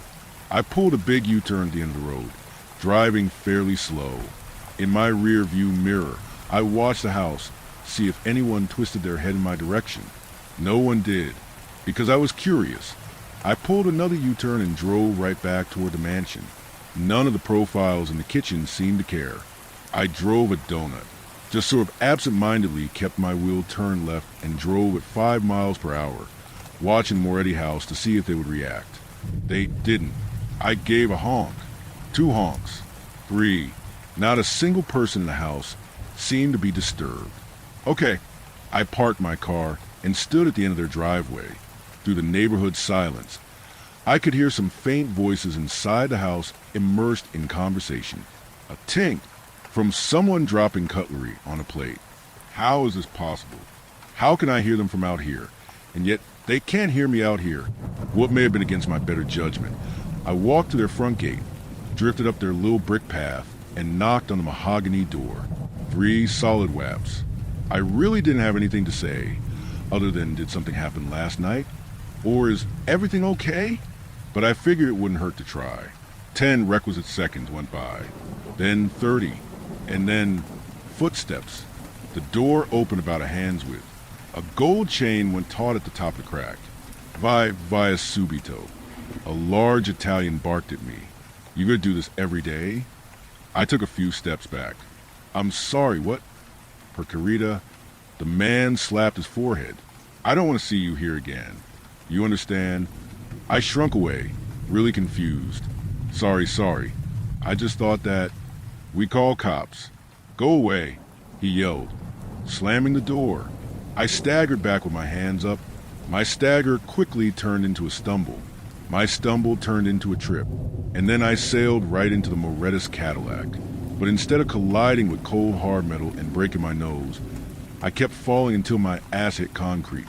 And only concrete. I rubbed my backside. What the hell? Right beside me. The Cadillac was still parked. My chin, maybe 2 feet away from its door handle. I reached to touch the black, shiny handle and witnessed my fingers travel through the metal, like it wasn't really there. What? I swatted my other hand reflexively and watched it phase through the tire. First the house, and now this? Through the front window, I could still see the family sitting down for a meal around their dining room. A mother, a grandma, and perhaps 3 children. None of them were reacting to my fall. or my earlier knocking. Everyone seemed to be on a sort of autopilot, and their car wasn't even real. What the fuck? Without a second to lose, I bolted back to my vehicle and tore up the street. A raw, all-pervading chill clenched my shoulders and neck. It had been a long time since I'd felt that frightened. That frightened. Amy was worn out from a full day of nursing. She was stuck in that delightful in-between state of being exhausted, but still running on coffee jitters. I promised I wouldn't disturb her sleep again like last night, and made us a simple pasta dinner. Over the course of our meal, I tried to keep the subject on all the writing I was trying to accomplish. I'm a teacher, and I was on my summer break. But of course, 3 bites in, I couldn't help but share all the disquieting blips in reality down the road. Amy was dubious. You think the Moretti house was replaced last night? Yes. I think there's some kind of elaborate effort to make the house appear normal from the outside, but it's not the same house anymore. Amy took a long sip of her wine. Okay, so I think I should reach out to the neighborhood watch people, or the police, or maybe the fire department. I should tell someone. Although my wife was generally polite, her exhaustion had carved her words rather pointed. Milton, no one is going to believe you. What? Because I don't believe you. You don't. Last night when you showed me the mansion, everyone was asleep. And today it sounds like you were yelled at by an Italian guy, and then bonked your head on his car. But I'm telling you I didn't bonk my head. The car was like a mirage. I fell right through it. Yes, but that's... Come on, Milton. That's ridiculous. But it's true. I'm telling you. I'll take you there tomorrow. I can show you. Milton. No. What? I don't want to go there. I don't want people to think we're crazy. Well, we have to do something about it. Amy tilted her gaze. Do we? Don't we? She twirled a long piece of spaghetti and watched it curl over itself like a yarn ball. Last December in E Ward, we had a pair of hikers explore a cave they weren't supposed to. They both needed ventilators. And just last week, we had a senior resident decide it would be a fun idea to try his grandson's skateboard. Broke his ribs and collar. I don't understand. Some things should be left well enough alone. Whatever delusion you're having, just ignore it. You're probably seeing things. Seeing things. Milton, last night, you dragged my ass out of bed to point at a dark mansion. I got 2 hours sleep and... I know, and I'm sorry about that, but I swear I still saw. And just why the hell were you out that late? I bit my lip. The truth was, my writing wasn't going great. I didn't even have a name for the project. A good working title could have been Writer's Block and Nighttime Cigarettes. Amy, I was doing story stuff in my head. I find it easier outside when I'm stuck. Yeah, well, the rest of us still work in the morning. I know, because the rest of society still needs to function. So maybe don't wake us up with your nicotine-fueled creative writing hallucinations. So maybe that, okay? I rolled up some spaghetti and took a bite. I wasn't going to push it. Amy was tired. This was going to be my own thing. We tried to veg out like a normal couple. So we watched a quick episode of The Office before bed. Steve Carell's droll dialogue always worked like a Pavlovian bell for sleepy time. At least it did for Amy. My mind was still racing on my pillow. I was second-guessing myself more and more. Am I going crazy? Is it daytime dreaming? Does schizophrenia run in my family? No. What I saw was real. I know it was. What I should have done is recorded any one of the strange blips with my phone. I could have easily recorded my hand swatting through the hologram car. That's exactly it. Evidence like that would be irrefutable. And so, around 2:15, I slipped out of bed, put on my jacket, and marched into the warm July night. Was I being impulsive? Yes. Was I being stupid? Probably. But since sleep wasn't on the menu, I knew I would feel so much better if I got a video to prove to myself that I wasn't going insane. It was particularly dark out. The sky was a moonless blanket of velvet smothering our suburbs' meek yellow streetlights. My old Canon lens hardly reflected anything. I figured a camera with a proper lens couldn't hurt. And I was right, because almost immediately I noticed the Moretti house was lit. Their parlor was aglow with the silhouettes of many guests. When I was halfway down the hill, I stealthily snapped some photos. Videos. It had the vibes of a late after-hours party. Guests were all either leaning or sitting, each with a wine glass in hand. I couldn't spot the same family members that I saw in the morning, but it's possible they were out of view. I snuck along the shadows until I reached the Moretti front yard. My plan was to record my palm phasing through Cadillac. But as soon as I got closer, I could see there was no Cadillac. Wasn't there a car there a second ago? I took a long, sober stare as I reached their property line. Nope, no cars at all. Great, I thought, maybe I'm going crazy. And so I hit record on my camera and held it at waist height. I'm going to capture everything from here on out. I stood, I stared, I waited for way too long. It was close to 3 in the morning. I was in all dark clothes. If I tried to get any closer to the house, someone could very well think I'm a burglar. But could they even see me? I walked closer, lowered my camera, and clapped my hands. No reaction. I smacked the railing along their fence, which made a loud metal twang. No reaction. Nothing. It was the same as before. As if the people inside the building were all either unilaterally deaf or on some kind of bizarre autopilot. Okay, I thought. Same unprovable situation. Fuck, what am I doing here? I should just go. I should just go, right? And I almost turned to leave.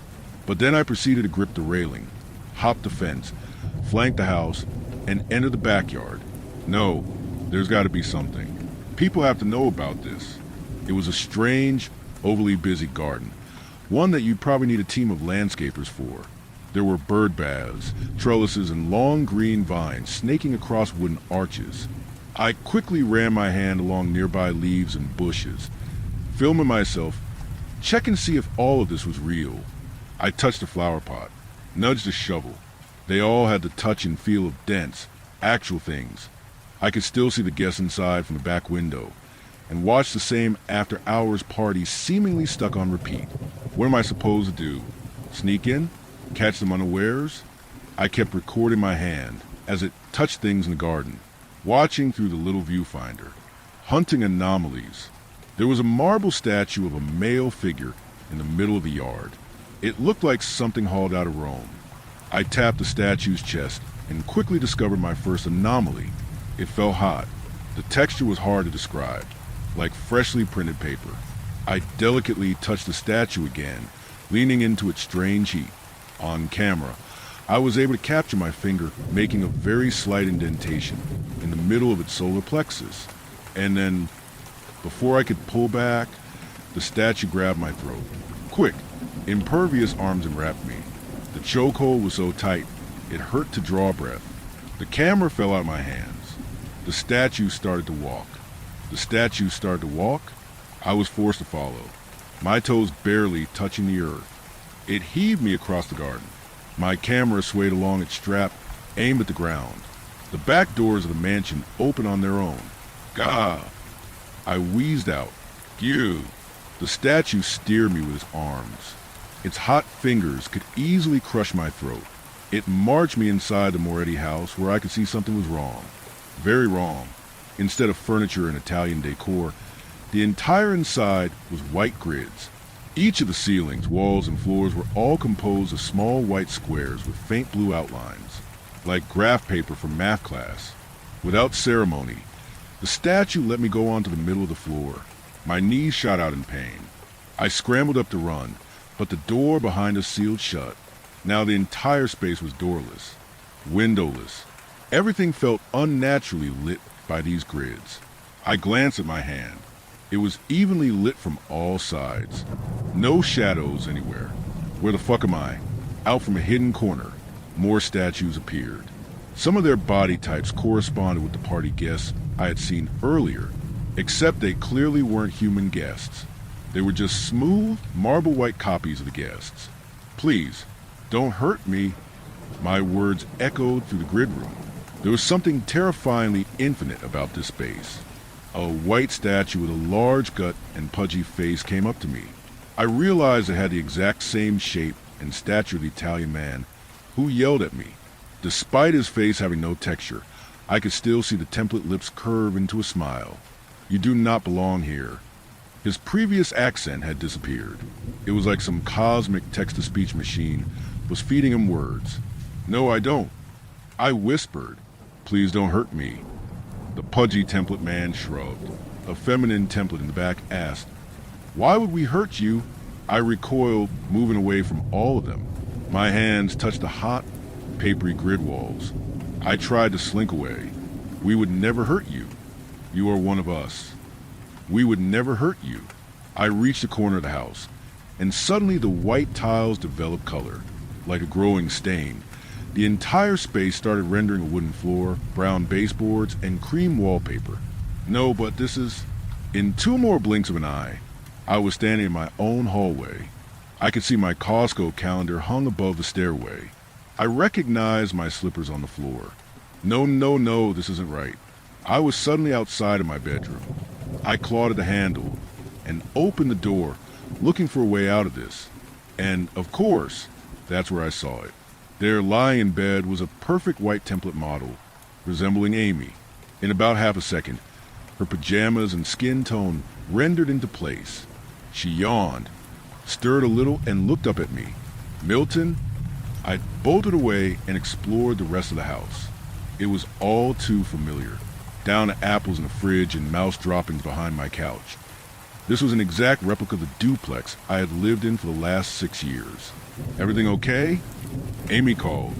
I told her that I was shaken by a nightmare. And in a sense, I wasn't lying. This was a nightmare. Everything I had ever known was some kind of farce. Some kind of simulation I didn't understand. Even when I left my house to inspect outside, I was still on top of the hill, looking down at the Moretti mansion. It's like I had teleported. It's like reality had rearranged itself to fool me. I didn't want Amy to think I was even more unhinged than before, so I told her nothing. I couldn't trust her anyway. Was she even real?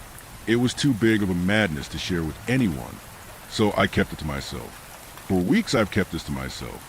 I've gone through phases where I just laid in bed at home, pretending to be sick, unable to process what I had seen. The template people in their white grid world are behind everything. I couldn't get out of my head. My pretend wife asked about my upcoming pretend job teaching pretend children, and I gave a pretend answer. Yes, I'm looking forward to sculpting some new minds this year. But aren't their minds already sculpted? Isn't everything already pre-rendered and determined somehow? Isn't everything just a charade? There were nights where I tried to peel back the skin on my arms, just to see if there was any white, papery marble inside of me too. I couldn't find anything, only blood and pain. For a time, I used to keep my camera on my desk as a reminder to keep myself sober about these events. I had never once watched the footage from my encounters that night, but I knew the truth was recorded on a little SD card in my Canon DSLR. And then one morning, I deleted the footage. I deleted the footage without ever having reviewed it. I deleted the only piece of evidence I had. Months have gone by and now I'm back teaching at school. All the peachy, fresh-skinned faces and all the tests and homework to review and all the dumb Gen Z jokes flying over my head. It all forged into a nice, wonderful reminder that life needs distractions, that we should keep ourselves busy being social and surrounded by others. Distractions are good. They're great, in fact. Most recently, I've broken through my writer's block. I think it's helped to write this whole story out, so I could get out of my system. The key was finding the right title.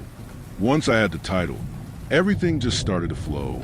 Some things should be left well enough alone. It's got that great guiding principle feel to it. I've been repeating it back to Amy almost every day like a mantra. It helps me get by. They're words to live by, I say. Words to live by.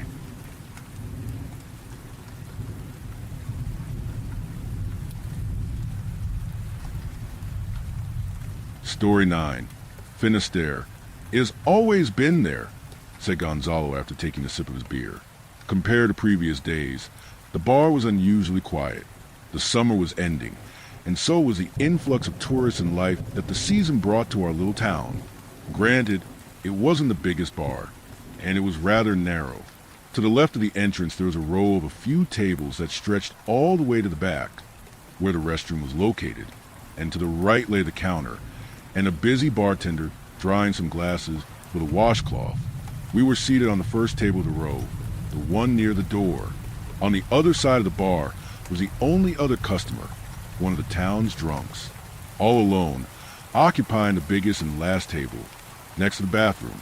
Yeah, that lighthouse is one of my earliest memories. I replied. The image was still engraved in my mind. It was located right at the edge of a tall cliff and looked very similar to the many other lighthouses in northern Spain.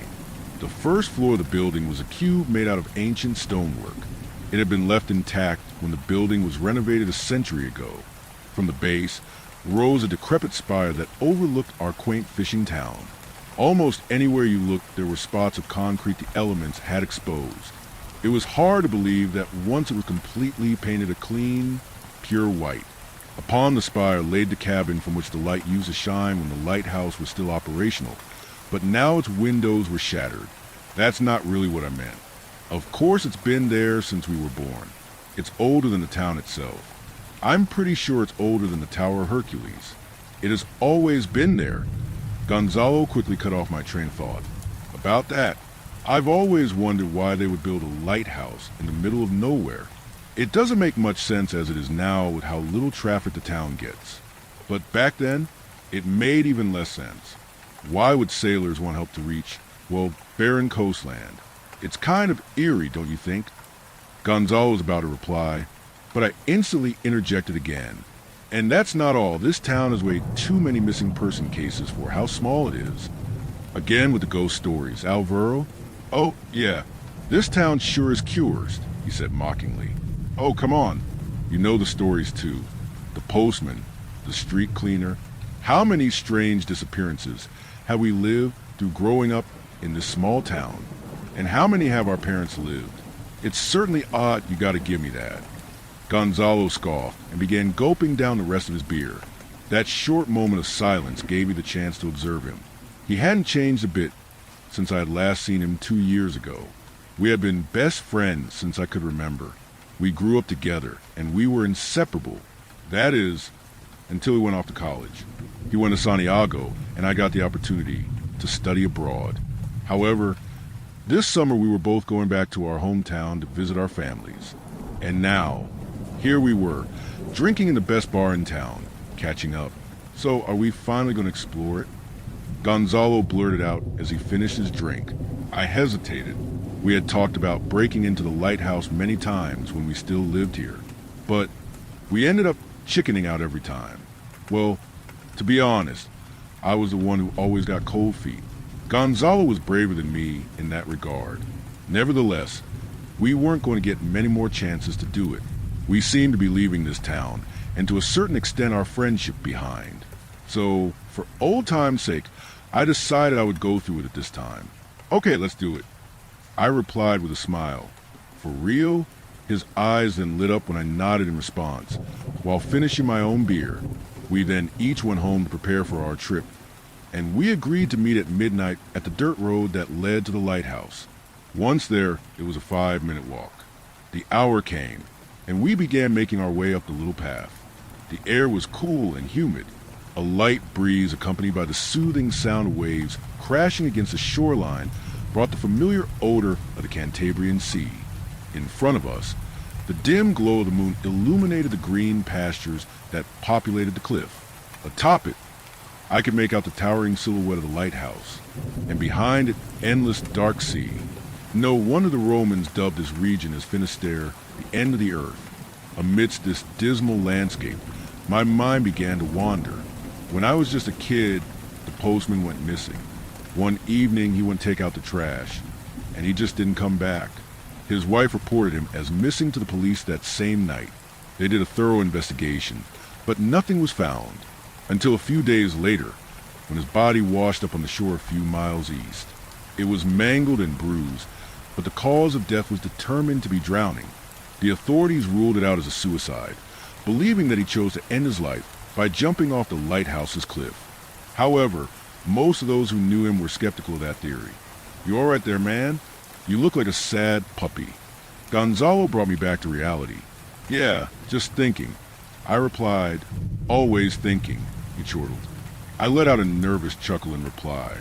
I told myself I had just creeped myself out thinking about the missing person cases. But deep down, I knew every part of my being was telling me not to step a foot closer to that lighthouse. Despite this, I pressed on forward. We were about to reach the gate of the building when, suddenly, a blood-curdling scream pierced the night like a needle through our eardrums. It came from the lighthouse. I saw Gonzalo run toward the door, and I ran to the window, and he began to slam his body against the door, and I couldn't make out anything inside. So I joined him, and we kept on tackling it until we heard a crack, and then it fell down, and I fell inside with it. He quickly made his way inside while I got up, and we had shone our flashlights, and nothing. The first floor was empty. It was decently sized. We were in the living quarters after all. But it smelled like fresh air hadn't graced those stone walls in decades. The place was full of litter. Old tin cans, worn down plastic wrappers, glass bottles of diverse origin, and the like. There was an old, dilapidated armchair in the back. You could tell it used to be light green, but now it was completely covered in grime. Made sense. The air was filled with dust particles. Looking at the beams of light our phone projected, it seemed like it was snowing inside. Then, in the east lay a wardrobe that had been devoured by woodworm, and toward the center there was a small puddle. Nothing else, except for a metal ladder next to the puddle that led to the second floor. Now that the adrenaline rush was over, I took a closer look at my surroundings. Through the gloom, I discerned a black looming figure staring at me from the darkest corner of the room, so tall it almost reached the ceiling. I pointed my flashlight that way.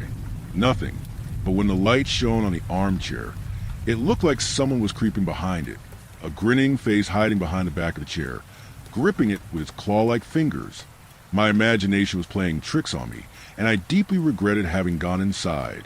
However, worse was that it sounded like someone had just been murdered where we were standing, and yet the place looked undisturbed. How could it be? Where was the victim?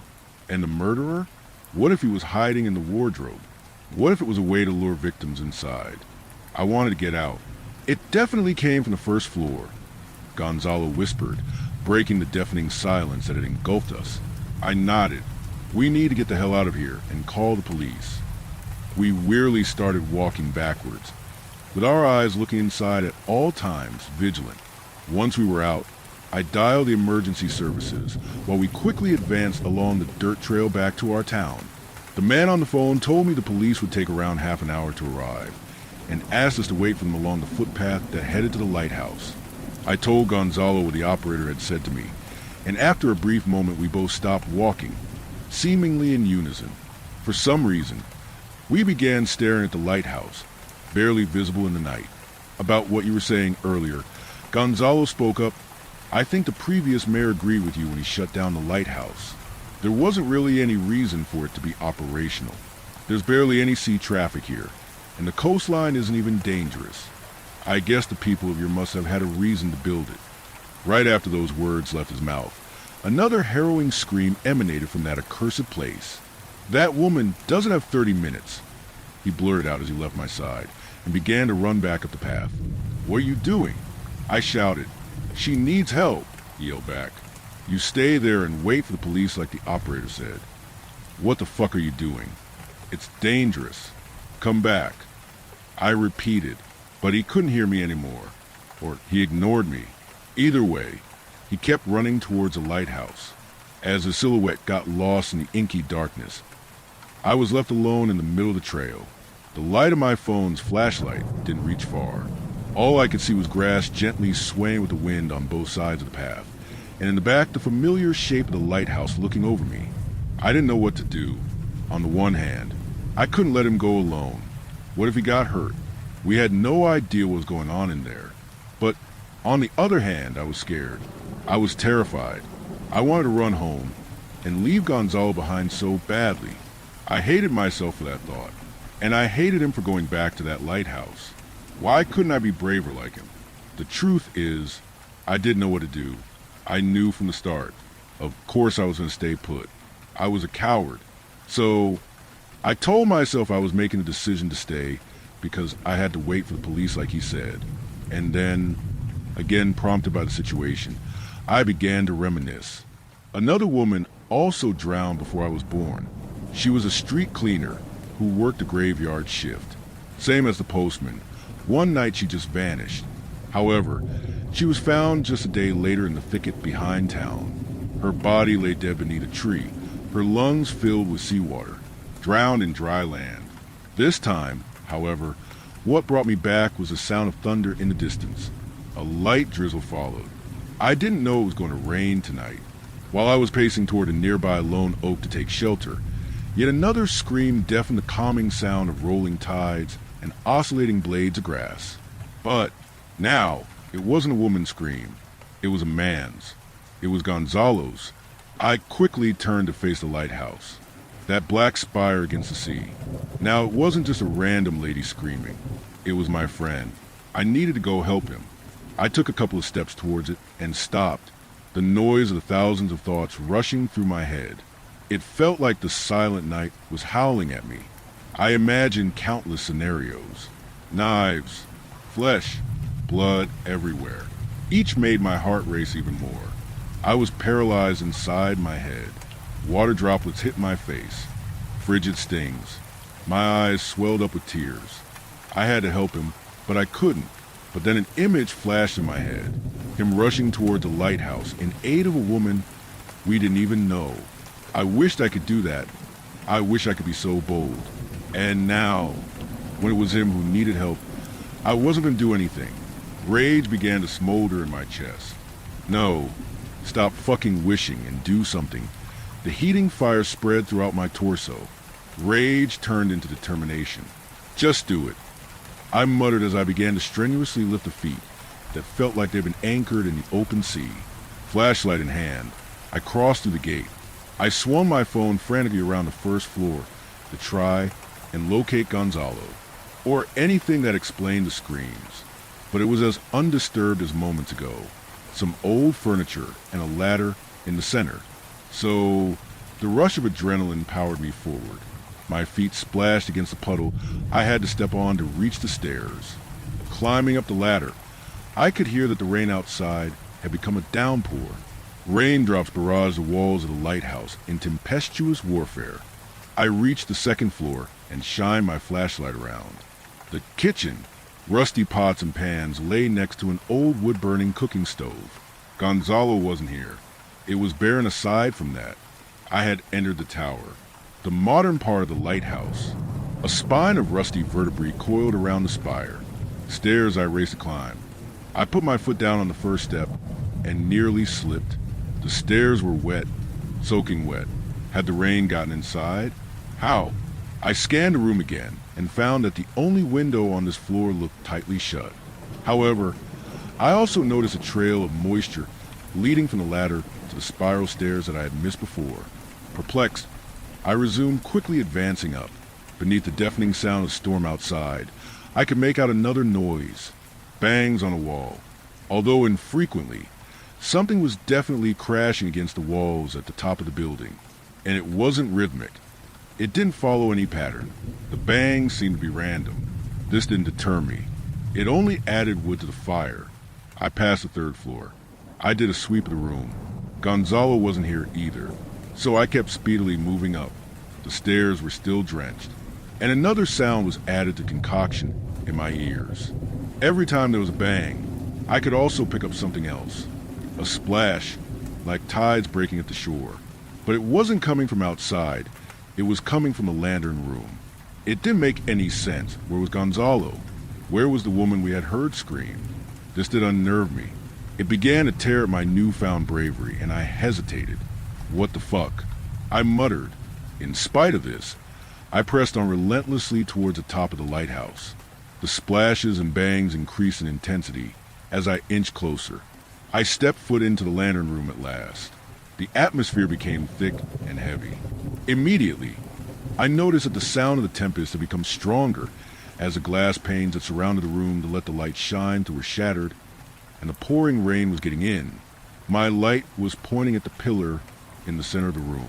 Embedded in it was a massive rusty light bulb. It didn't let me see the other side of the room, but I could tell it was quite spacious for a lantern room. The pillar was just concrete, but it was soaked, and the lower half of it was stained a reddish tone. In the periphery of the beam of light my flashlight projected, I could see water, also colored something between red and pink.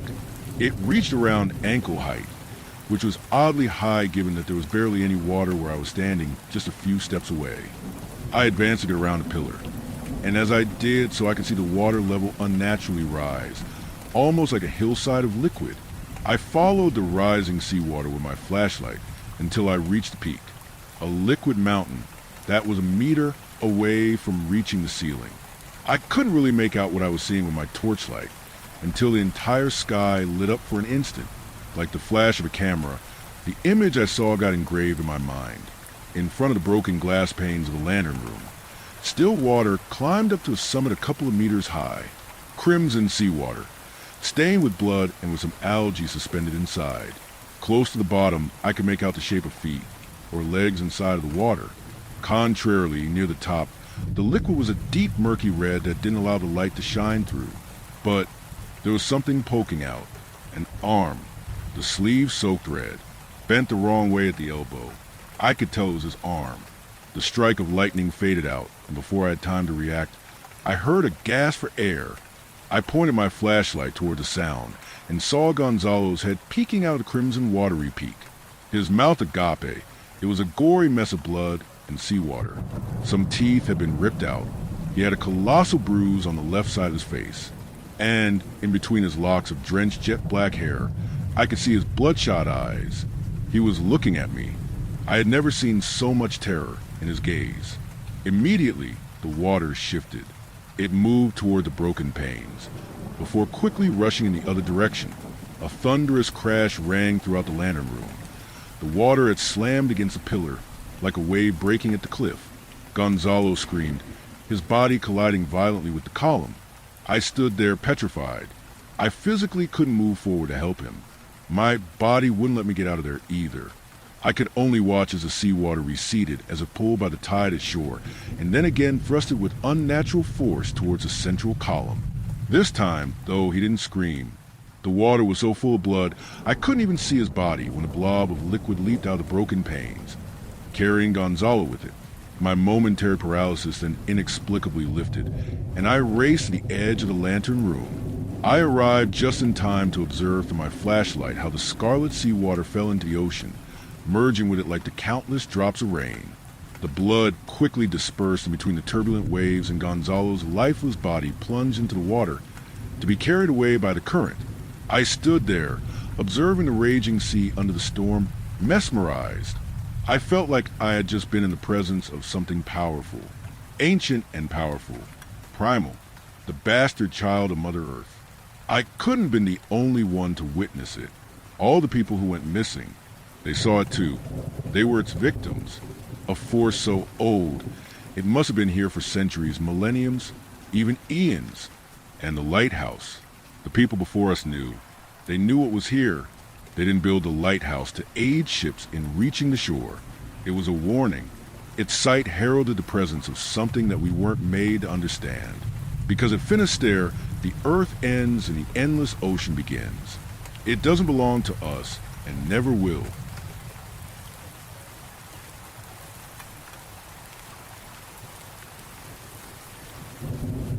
Story 10.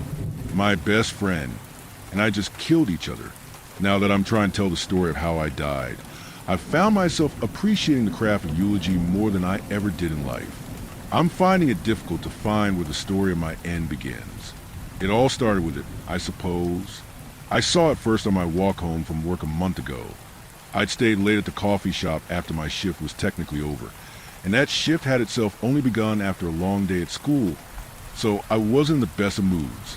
What helped distract from the foulness of my mood was that me and my buddy, Rick, worked similar hours as part-timers in the city who could only work outside of school hours, and we worked close enough together that we'd meet up after work and head back home together.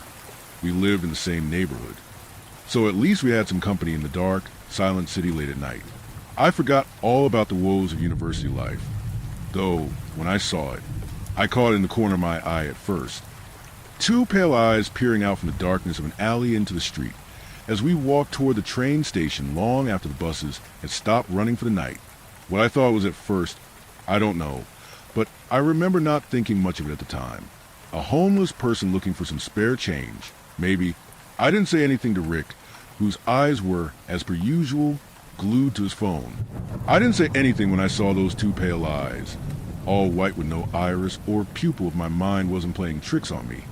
Sent to the bald, papery white-skulled figure that I spotted in the reflection of a store window, following not too far behind us a few minutes later. I didn't take it seriously. If I had, perhaps none of this would have happened.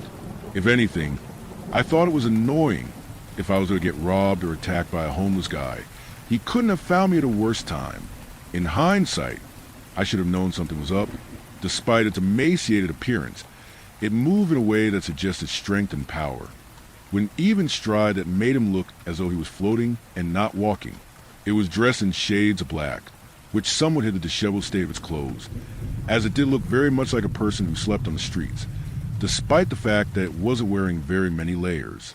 Even the long coat it wore was thin and couldn't provide much heat, though the thing never shivered in the cold the entire time my eyes were on it. Rick and I were dressed for the cold, and were trembling before we'd walked the block. It was on the train, too. I knew at once when Rick saw it, because his face went red as he tried not to laugh.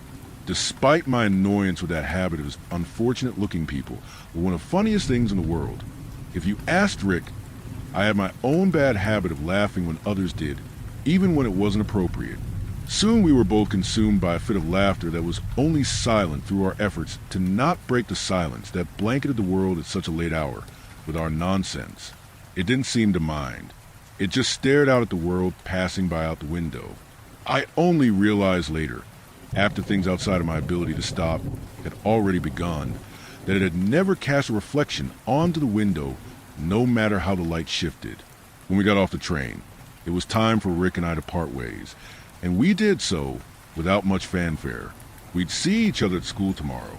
What I thought was a random stranger who just happened to catch the same train as us didn't get off at our station. So I put him out of my mind. Just one of those people you meet when you're out late at night. No one of note. The problem started when I got to the train station 2 days later. Rick sometimes had days off when I didn't, lucky bastard. And Rick wasn't there. I texted him to ask whether or not he was going to be late. But he didn't answer. He didn't even read my text, according to my phone. I shrugged it off and went about my day as normal. When I had some free time around noon, and saw that Rick still hadn't read my text, I started getting a little bit annoyed at how off I felt without him at my side throughout the day. We took all the same classes, so we were rarely apart. Our childish pipe dream was to study game design, which we did, and then open a studio out of the unused garage at my parents' house when we graduated. That had been the goal since we were 12. I found myself feeling kind of embarrassed by how codependent I must have gotten without even noticing. I had work again that night, so I couldn't keep checking my phone like I had been throughout the day.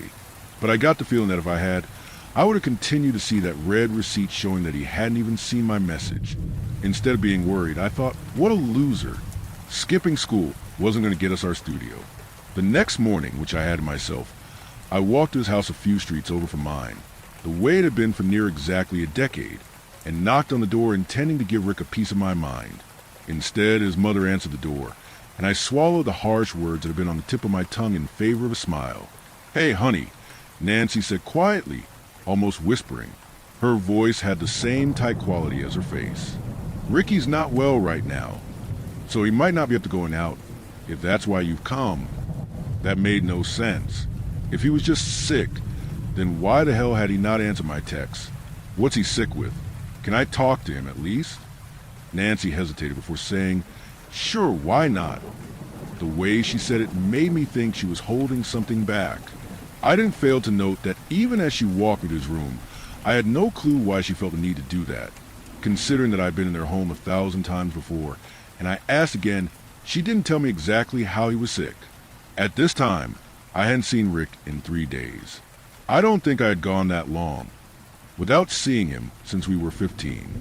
When I stepped into his room and Nancy closed the door behind me, I'll admit that I cringed at the sight of him. His room was dark, his curtains drawn so that no sunlight could fill the room from outside. It took my eyes a moment to adjust, but when I did, I almost gasped. Rick was a small bundle of pale flesh wrapped in thick, dark blankets on his bed, buried in them. His skin was so white that his veins were visible all over, and he shone with slick sweat. If he wore anything under the blanket, I thankfully couldn't see what.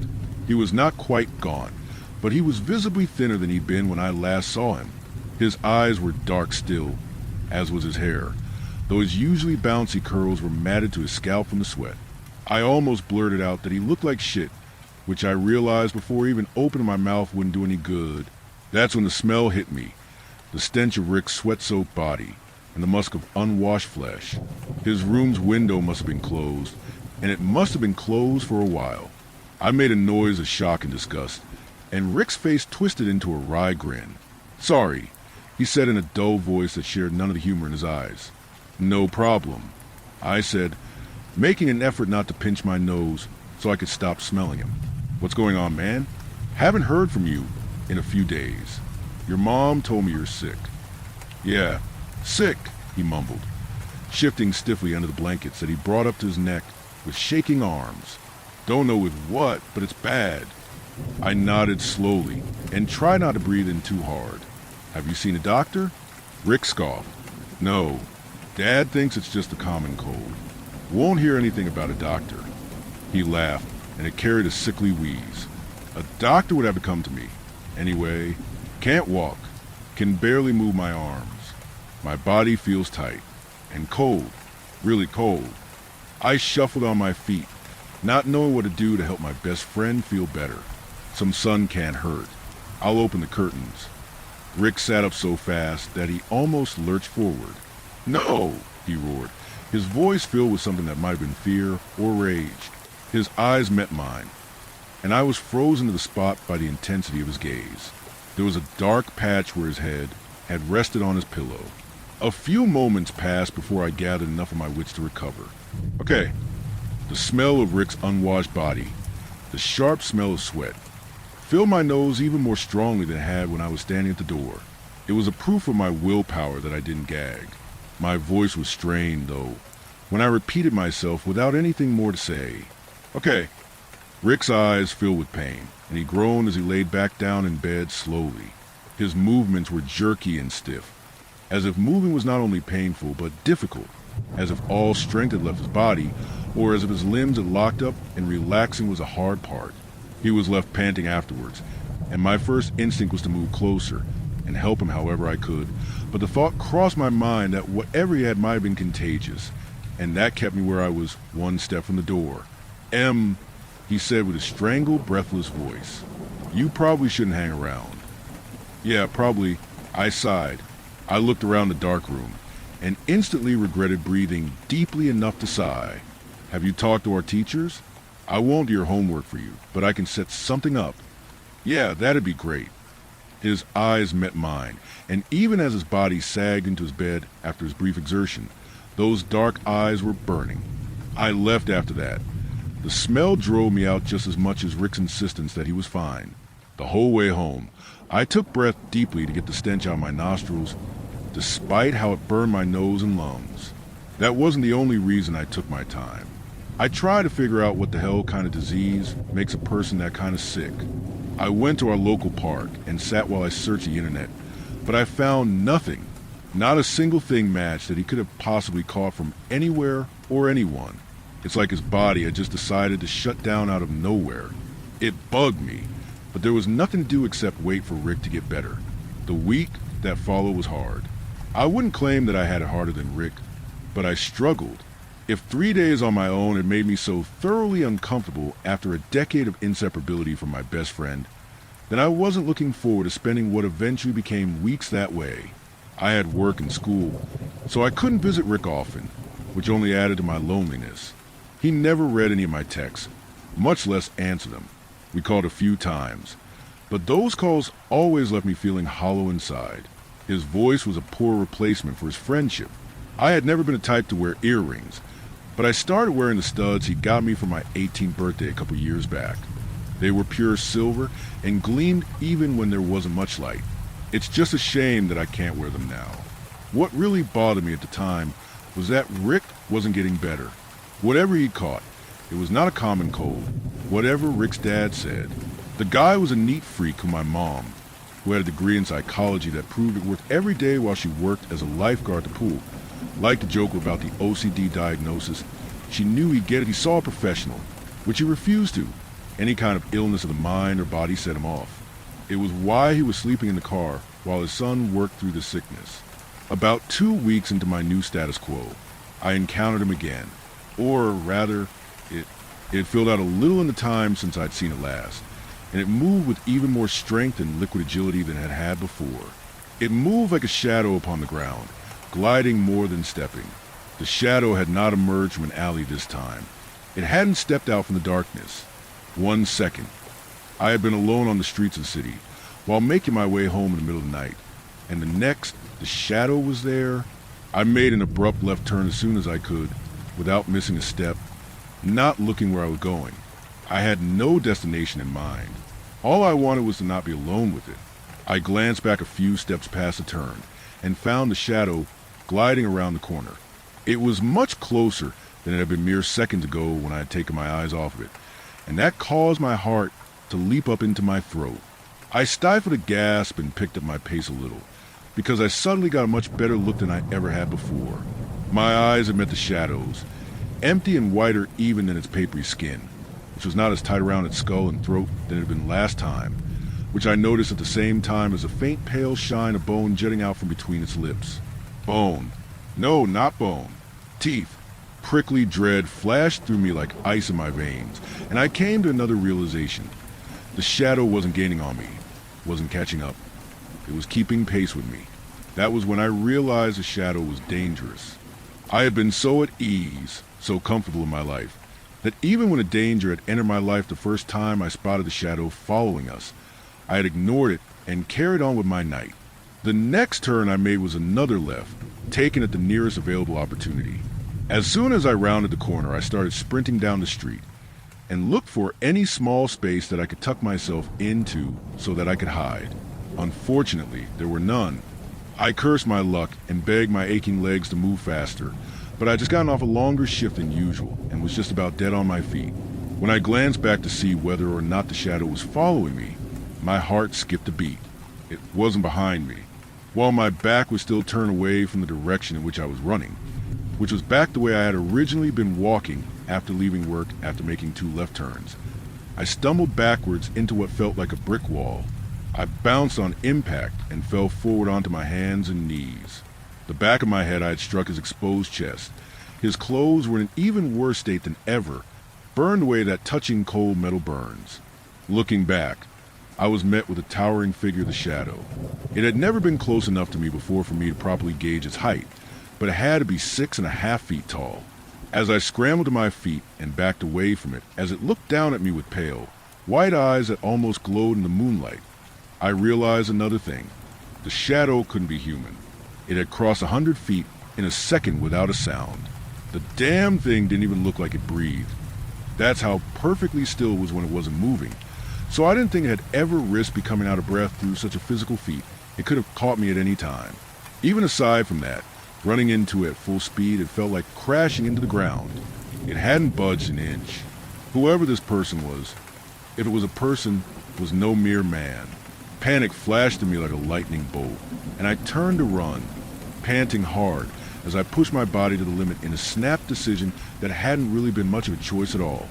I was in the hands of my fight or flight response then, and my body chose to flee.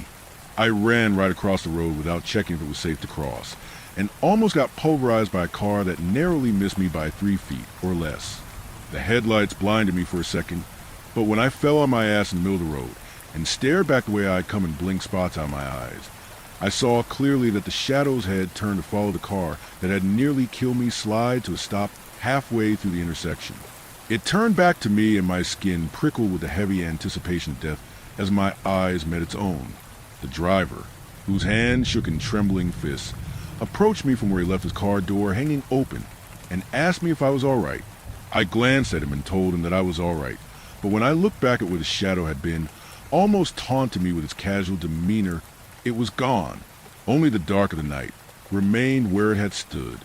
I got a cab home from right there on the street, from the spot that I refused to move from without some form of protection from the shadow. The guy who'd almost hit me with his car must have felt really guilty for almost killing some random girl out of nowhere, because he stayed with me the whole time and seemed curious and worried about what a young woman was doing running through the city with such recklessness that she'd almost get herself hit by a moving vehicle. I told him that I had a stalker, and figured it was close enough to the truth that I could get some protection before my cab got there. The shadow had only left after another person had shown up. Was it scared of getting caught? Somehow, I thought it was something else. When I got home, I didn't mention what happened to my parents right away. In the morning, I only told them what I had told the man who'd stayed with me after the shadow had disappeared. I had a stalker, and I didn't particularly want to be leaving the house knowing that some creep was out there waiting for me to be alone, so it could do whatever the hell it wanted to me. I had no idea what the shadow might have even wanted from me, since its non-humanity was certain in my mind by then, but my parents certainly had a hunch. I was thus glad to receive what they called a benevolent grounding, happy to be stuck in the house while my parents had me call the police and give them a statement when they showed up shortly after. They said they'd keep in contact if they found the shadow, using my description of him as a guide. I didn't mention its eyes, or its overwhelming physical abilities. I got the feeling that they'd laugh at me if I told them that the man stalking me had purely white eyes that shone in the moonlight, and could move faster than I suspected any human could. I didn't know exactly what the shadow was, but I wanted to find out. My first idea for getting information also happened to be the one person that I wanted to see more than anything at that time. It took a few days to convince them that nothing bad would happen if I went over to Rick's, though the only thing that got them to agree to it was my acceptance of bodyguard. My father, who liked to think he was tough because he used to be military, but only had a medal and a limp to show for it. Another of his demands was that he got to finally crack open the safe he hid under their bed and carry the gun he kept in there the whole time we were out of the house. In those few days, I didn't go to school or work. I had my homework delivered by trusted friends, and I got all my shifts at the coffee shop covered for foreseeable future. A deep cringing shame overwhelmed me the entire time that my dad and I walked the empty suburban streets. Despite that, I was just as anxious as he was, looking over my shoulder and walking quickly. We made it to Rick's place in record time after setting out just as the sun was dipping below the horizon, so that we'd be home in time for dinner. Nancy answered the door again, and in the second before her whole face changed when she realized who was at her door, I saw clear as day the despair that had made her expression stony and dark. She let them in without a word, and hugged both of us so tight that I thought she might have become so depressed that she'd flipped and become manic and decided to strangle me. When I was free from her iron grip, I excused myself to talk to Rick and started down the hallway. That was until Nancy called out with shaky voice and her mania seemed to break, leaving her to plummet back to depression in an instant. "Wait!" she cried before realizing she'd yelled and taking a deep breath that seemed to soothe her. "Ricky's not well. Honey, I mean, you knew that, but I don't think he's in the mood for visitors." It took me a moment to recover from the feeling of being slapped in the face. "Why not?" Nancy struggled with the words. Her legs started shaking, and my dad guided her over to the sofa in their living room where they both sat. When she could collect herself, Nancy explained, "I don't quite know how to say this." She laughed, but it was a hollow sound. "Emily, could you please sit?" "No," I said roughly, fighting the tears that wanted to form in my eyes. I'd never liked getting emotional. When Rick and I had first met, he'd been one of my few classmates back then to not make fun of me for being an overly emotional girl. What's wrong with him? Why can't he tell me himself? Nancy's breath came in shaky huffs of air as she too began to tear up. My parents had always joked that they, both of them being fairly stoic people, had never taught her that little habit of getting worked up easily, and instead I'd learned it from Nancy, since I was over at her house so often. He's sleeping right now, but he's become particular in his taste and company. When I stared at her in a silent demand for more, she averted her eyes from mine and stared at the carpet underneath her feet. When we got the doctor down here to look at him, something happened to Ricky. He got mad, or maybe scared, and acted out until the poor man left without figuring out what was wrong with him. Every doctor since then has gone through that same thing. He just lashes out. He's stronger than he looks, too, especially now. So when he gets violent, she paled at even the memory. Only one thought came to me at that moment. What in the world? That's insane. Do you need to get the cops down here, or what? I asked. My turbulent emotions had died down, and I had become strangely calm.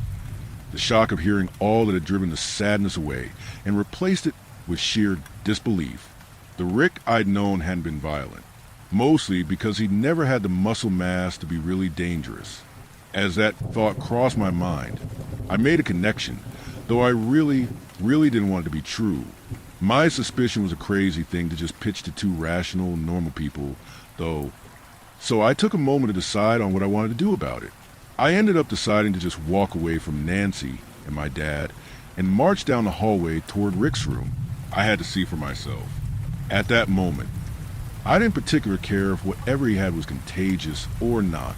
His door was already off its hinges when I arrived, and I stood staring at it for a moment before the smell hit me for the second time, all the way out in the hall. It was worse this time. The same odor of sweat and Rick's unwashed body hung in the air, worsened with time. But there was a metallic undercurrent to it this time. The bitter stench of iron that warned me of what I would find in there before I even stepped inside. Within the bedroom it was entirely dark, the curtains drawn and the window closed.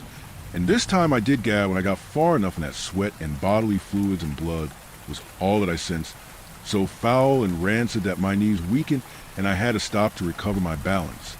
I turned his overhead light on and bathed the room in yellowish light that illuminated the scene that will stick in my memory forever. Rick wasn't anywhere to be seen. A slurry that was more solid than liquid stained the carpet, red and yellow mixed into orange bile that steamed heavily and filled the room with its sickening aroma. The room was cold, so cold that my breath missed in front of my face.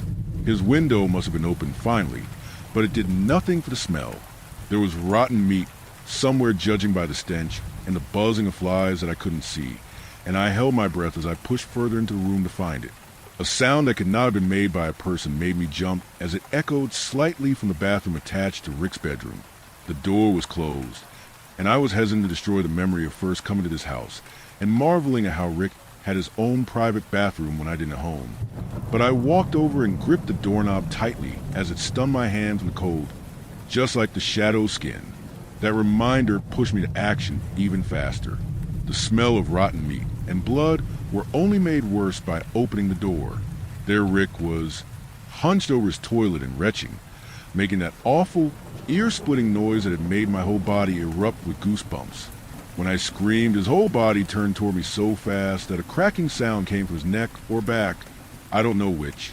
Red stained his lips and chin and ran down his neck to soak his chest, which was just as bare as the last time we'd seen each other.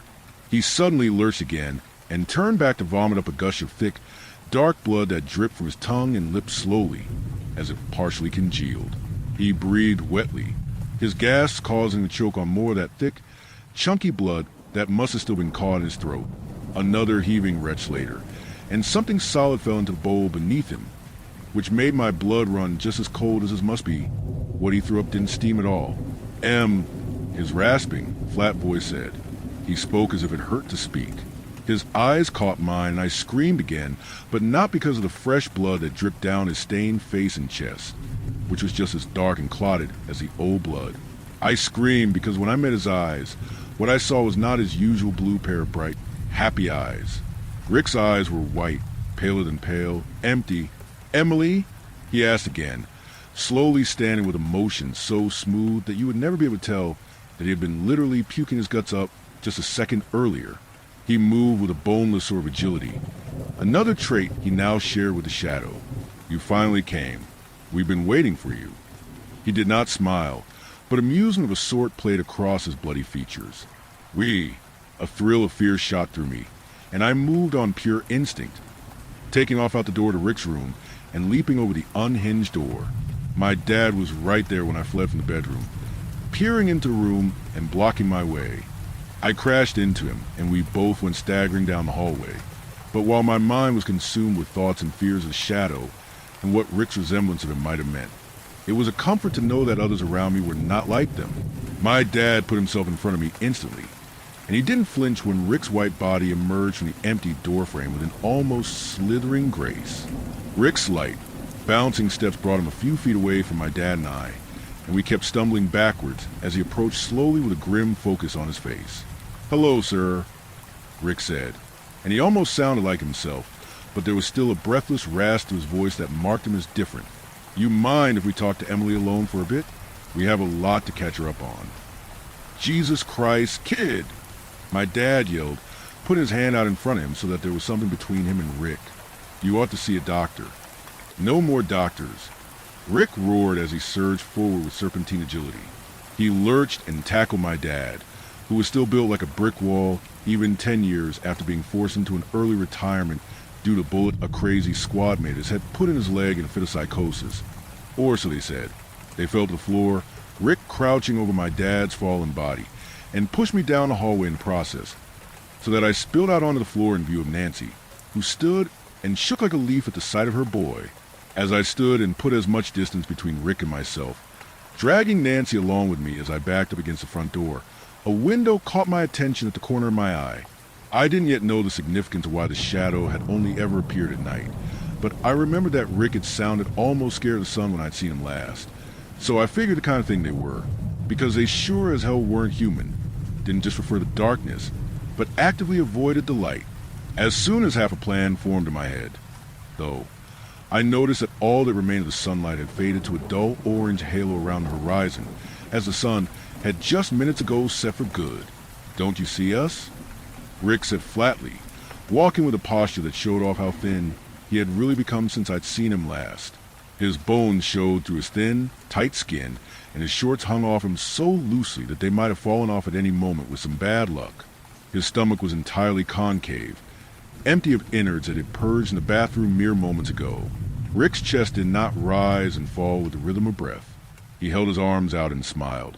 His skin was pulled so taut against his ribs that I expected him to pierce through, but his eyes were still that same flat, pale white, empty of the humor that had filled his home, his life, just weeks ago. "No more pain, no more doctors. We will never need a doctor again." Rick turned his back on Nancy and I quickly, and looked back at my dad, who'd forced himself to his knees. Getting to his feet from the ground was a thing of the past. His gun, sleek and black, pointed right at Rick's chest, and even though his whole body shook, his hands were still. "Stand down, son. We can help you, all right? You just need to stand down." When Rick moved faster than I'd ever seen a person move before, my dad opened fire. It didn't even look like Rick took any steps. He simply appeared behind my dad, as if he hadn't bothered with the distance between them at all. My dad fired 3 rounds. One impacted the window with a loud sound of shattering glass. Another flew right by my head with a whizzing noise that I didn't process until I realized my face had suddenly become very wet with the red stench of metallic blood, and Nancy collapsed back onto the door behind us with a gasp that turned into a hacking cough as her lungs filled with blood. The third came when my dad must have felt Rick's hands on the back of his head and aimed his gun so that the bullet sailed right through Rick's neck through to the crown of his skull. Fresh, dark red soaked Rick's entire front and splattered on the wall and ceiling behind him and above. A lot of that red coated my dad's head and shoulders and back. He tried to move away from Rick to free himself from the grip that only tightened upon getting shot. But those hands were iron, and he couldn't pry them off the sides of his head, untangle those fingers from his shoulder-length hair. Rick's face, which was only intact due to the angle at which the bullet had blown through his brain, contorted in rage and sadness. "Know this, Frank," Rick whispered, his words causing congealed blood to ooze out of his neck wound even faster. "We regret spilling blood. Without feeding. We only want to talk. You did this to yourselves." Rick's hands moved as though he experienced no resistance from my dad's spine and neck muscles. He twisted my father's head around so quickly and effortlessly that he must have died before his body even jerked and fell to the ground. His chest slumped into the carpet, and his lifeless eyes looking up at Rick as the remnant of breath caught in his twisted throat. I screamed again and looked between my dad, dead or dying on the ground with his neck broken, Nancy, bleeding out and shaking as she drowned in her own blood that was quickly soaking into the welcome mat under my feet, and Rick, who seemed no worse for wear after having his brains blasted out of his skull and throwing up all his insides. He was well and truly empty inside, just like those pale eyes that regarded me without emotion as he once again slowly approached with his almost feline gait. "What are you?" I screamed as tears streaked down my face. I had come here hoping for answers, but had only gotten blood and more questions to boot. Trembling where I stood backed up against the front door to Rick's home, I finally broke. "Stop it. Please, Rick." That gave him pause. His dark, thick blood, the blood of a man long dead, flooded down his legs and began sinking into the carpet as he stopped his approach. "We are Rick." He said it like he didn't even really know. "We remember being Rick. Do you?" I hesitated to ask, now that I had a shot. My body refused to stop shaking, which didn't help. "Do you remember how you became us?" His empty eyes could have been looking at me or past me for all I knew. "When we were Rick, we were walking in the night. Night is dangerous. The night hides many things best left unseen and unsaid. Watching a person talk without having to stop to breathe was uncanny. It gave him a bizarre speaking rhythm, almost like he was trying to force as many words out as quickly as he could, but he never ran out of time. A shadow passing in the night. The other us. The one we were before we were us. The shadow," I stammered. It was the first time I had said it out loud. "He came after me again the other day. Did you know that?" Rick was silent for a moment before speaking again, almost like he was thinking, though I don't know how that was possible with his brain painting the walls of the home we had both loved once. "No, the other us knows things that the other us does not share. That comes with being the first us. The other you tried to kill me." I shouted. The more I learned, the more I saw, the more my fear transformed into rage. "You're supposed to be my friend." "We are your friend, Emily," Rick said with an imitation of a smile. "We would like to keep being friends, if possible. That is why we have an offer for you." A chill ran down my spine. "You want me to be like you?" "Yes. We remember being Rick. We know that we were fond of you and you of us. If we were all us, we could be together. Forever," Rick said, holding out his blood-covered hand to me and putting on that fake, empty smile. That smile exposed the pointed ends of teeth that had become sharper than knives. Clarity filled my mind, like a light bulb being switched on. Rick was gone, and this thing wearing his face might have remembered being him, but it clearly didn't remember well enough. Rick and I had been best friends, sure, and received more than our fair share of teasing given that we had been a boy and girl going through the growing pains of puberty together. But our relationship had never been the way everyone thought. We'd been friends to the end. The only feeling I had left with this hollow mimicry of my best friend was regret that I hadn't been with Rick when the end had come sometime in the last 2 weeks. What stood before me was a shadow, talking through his mouth, seeing through his pale eyes, making him dance on invisible strings. I tried to turn and open the door at my back, but the instant my back was to him, Rick's hands, colder than ice, took me by the shoulders and stopped me in my tracks. "You will see. When you are us, you will see as we do." The air around my neck grew colder as his head tilted, as if to kiss the soft flesh in my throat. And it was at this moment that I realized what Rick had truly become. "No!" I screamed, but I had no power to resist his inhumanly strong grip. His teeth punctured my skin with ease, many sharpened points slicing through my flesh like a hot knife through butter, except they were cold as the skin. My neck and shoulders were flooded with an indescribable cold that seeped through my muscles right down the bone as his lips closed over the wounds. And he began to drink up the bright red blood that I could feel his freezing, slimy tongue seeking as it lapped against my warm skin.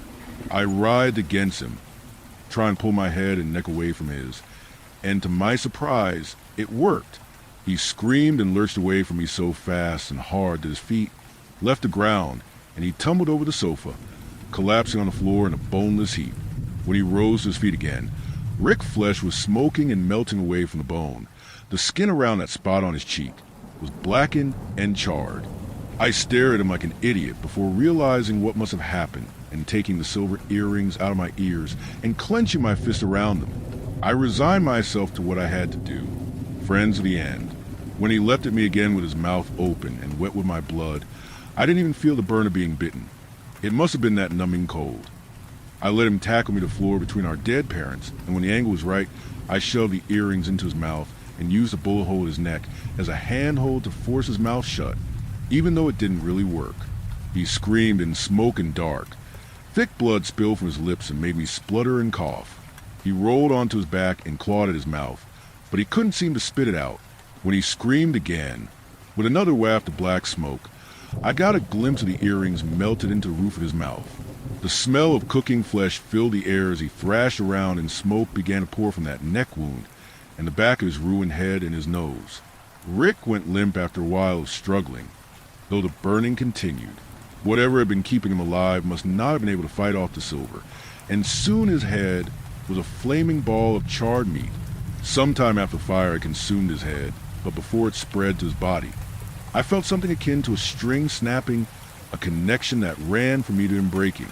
I also felt that same thing to something outside. That was a mere moment before the door rattled. Something heavy and powerful pounding against it, as if intended to knock it right off its hinges. I had no doubt that it could. I went to the door on weak legs and prayed that my suspicion about what Rick was had been correct before opening the door. The shadow towered over me in silence and did not attack. He stood a few steps out from the threshold of the house and peered in with those empty eyes that had likely seen more than anyone could in one lifetime. I see that my thrall has met death after all. It spoke as if it didn't even truly care about that. Very well. So that's it. I asked, a little bit breathless as I recovered from hearing the shadow actually talk. What is done, it said, its deep voice filling the silent night outside. Am I going to turn into a vampire now, or what? I said shrilly as I gestured the wound on my neck. The shadow regarded me for a moment with its empty eyes, and then turned to leave. Answer me. I didn't dare go outside and meet it on its turf, and watched as the shadow melted into a shadow behind Rick's dad's car and vanished. Rick's dad was asleep in the car, his limp body slumped against the steering wheel. I hoped he was asleep. That was last night. I spent the day in Rick's room with the curtains drawn, writing tea.